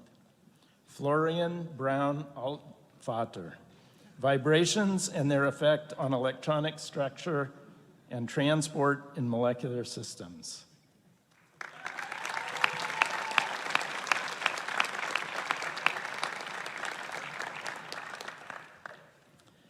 Next are two students working with Richmond Sarpong. Kyle Owens, efforts toward the arcutins and related diterpenoid natural products.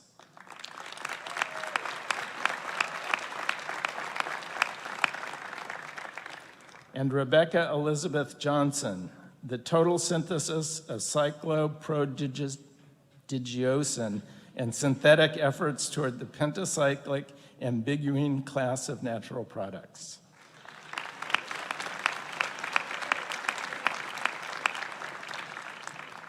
Next are students working with Gabor Summerjai. Tyler Hurlbert, immobilization of enzymes to create heterogeneous enzyme hybrid catalysts.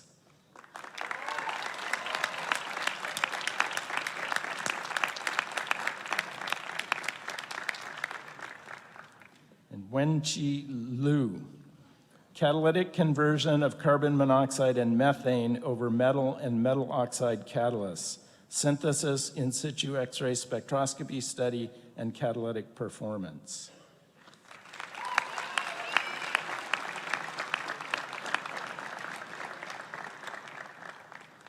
And a student working with Gabor Summerjai as well as Peidong Yang, Chenlu Shi, rational design and synthesis of inorganic nanostructures for tandem catalysis and CO2 conversion.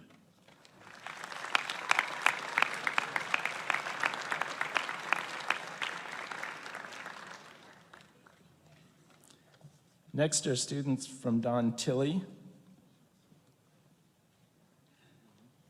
I guess John's fitting.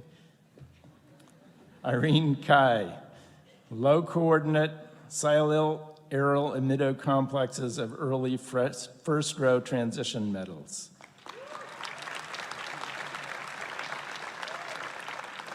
Patrick William Smith, studies of carbon element bond forming reactions mediated by complexes featuring unsaturated group 8, group 14 interactions.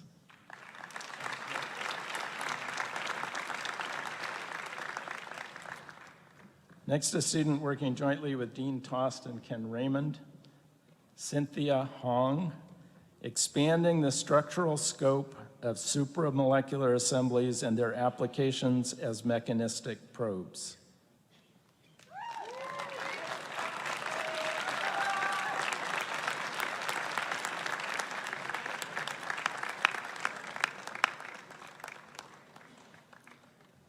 And Richard Thornbury, making and breaking CF bonds via palladium catalysis.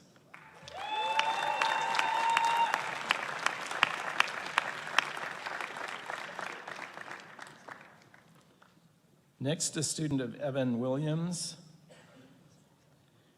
Andrew Gareth Elliott, development of a single particle analyzer of mass and mobility.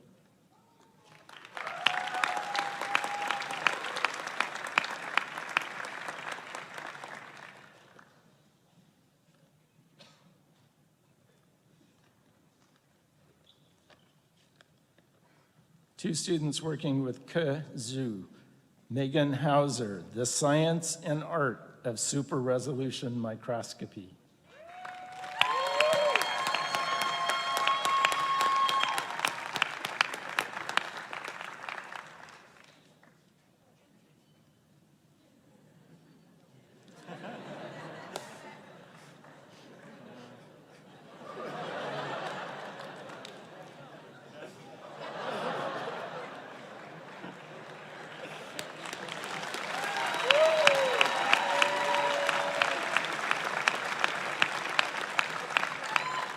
You can tell the assistant professors in their first hooding.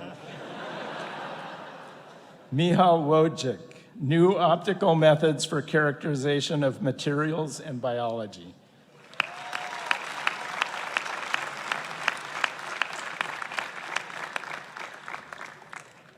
Next, for 5 students working with Omar Yagi. Christian Dirks, title to be determined.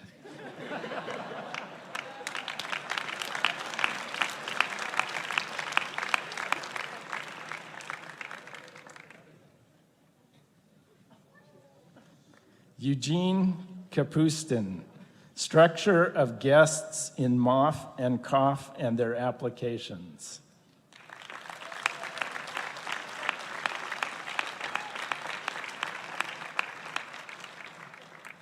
Xiangqiu Li, order and disorder in metal organic framework.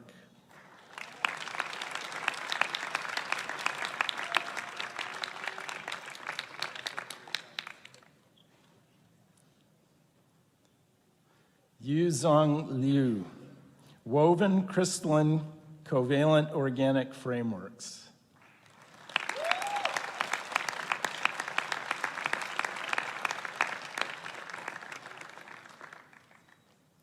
And Bunyarat Rungtawi Ranit, metal organic frameworks composed of metal nanocrystals and metal complexes for heterogeneous catalysis and for hydrogen storage.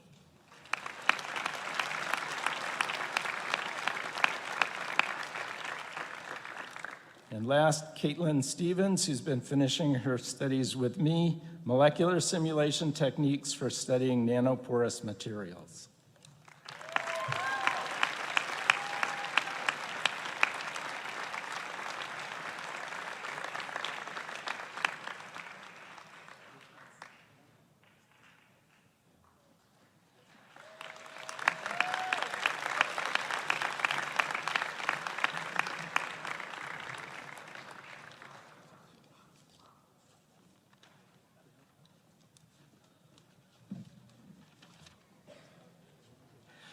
We seem to have run out of degrees, but don't worry, I promise we'll print more.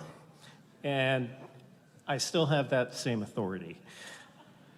The authority vested in me, by virtue of the authority vested in me by the President and the Chancellor, I grant you the degree of Doctor of Philosophy in Chemistry.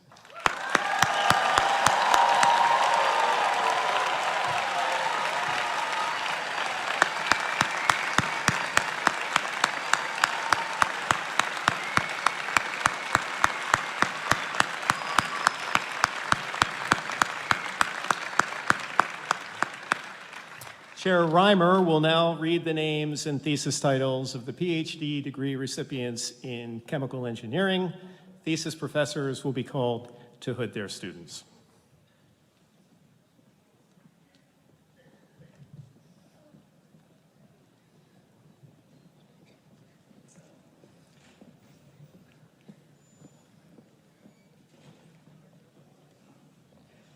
Ria Mukam, investigating combinatorial extrinsic regulation of pluripotent and neural stem cells, PhD with Douglas Clark.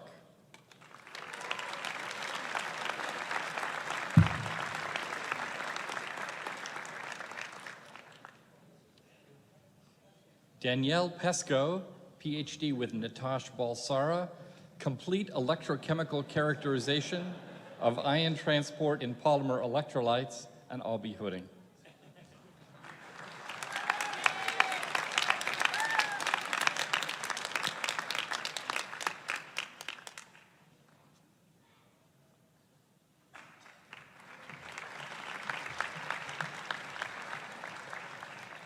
Ksenia Timochova, also working with Professor Natash Balsara, ion diffusion and electrochemically driven transport in homogeneous and nanostructure polymer electrolytes, and I'll be hooding.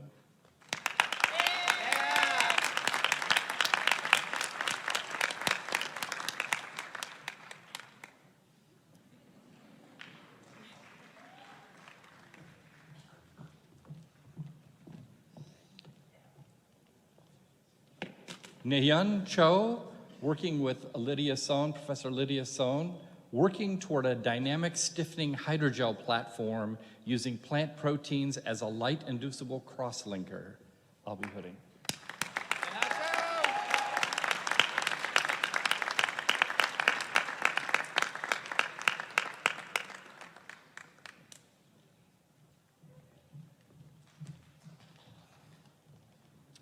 Ephraim Braun, working with Professor Baron Smith.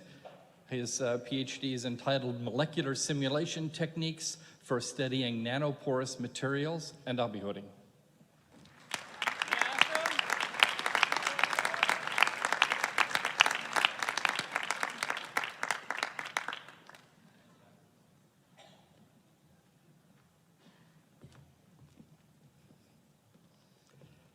Alex Alba, working with Professor Teresa Head-Gordon, thesis entitled Improved Methods for Polarizable Classical Molecular Dynamics Simulations.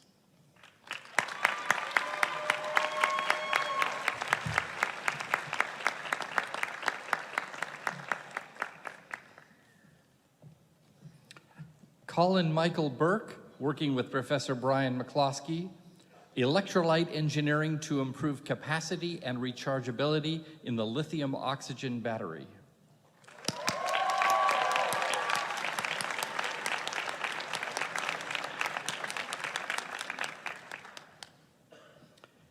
Jessica Ellen Nichols, working also with Professor McCloskey, sodium, oxygen, and magnesium metal electrochemistry for energy storage applications.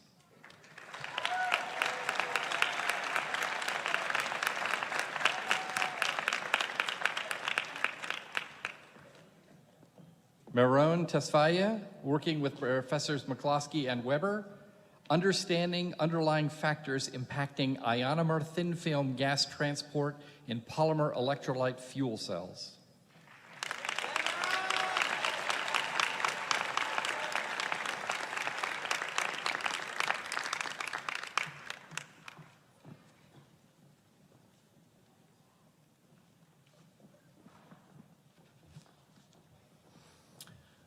By virtue of the authority vested in me by the President and Chancellor, I grant you the degree of Doctor of Philosophy in Chemical Engineering.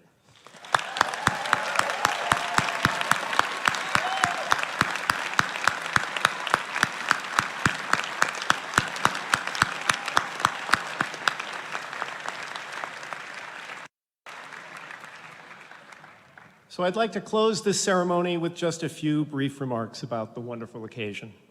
First, and most important, I extend my warmest congratulations to our graduates and welcome you to permanent membership in the College of Chemistry community as alumni. My colleagues and I wish you the very best in your careers and lives and hope that you will stay in touch with us and keep us informed of your future accomplishments. And don't worry, we'll stay in touch with you, even if you don't stay in touch with us. Second, I would like to extend my sincere thanks to the families and friends of our graduates who are in the audience this afternoon. The success of the graduates sitting before us would not have been possible without your sustained love and support. All of you have played a vitally important part in bringing all of us here today. My colleagues and I applaud your efforts and share your pride in the accomplishments of these very impressive young men and women. And finally, graduating from the College of Chemistry carries with it a responsibility that continues after you leave Berkeley. Now more than ever, we depend on our alumni to continue to support the teaching and research carried out here, and we hope that you will remember us when you move into your future careers. And remember what Francis said about writing those checks. And as just one example of giving back, the class campaign was established in 2009 by graduating students.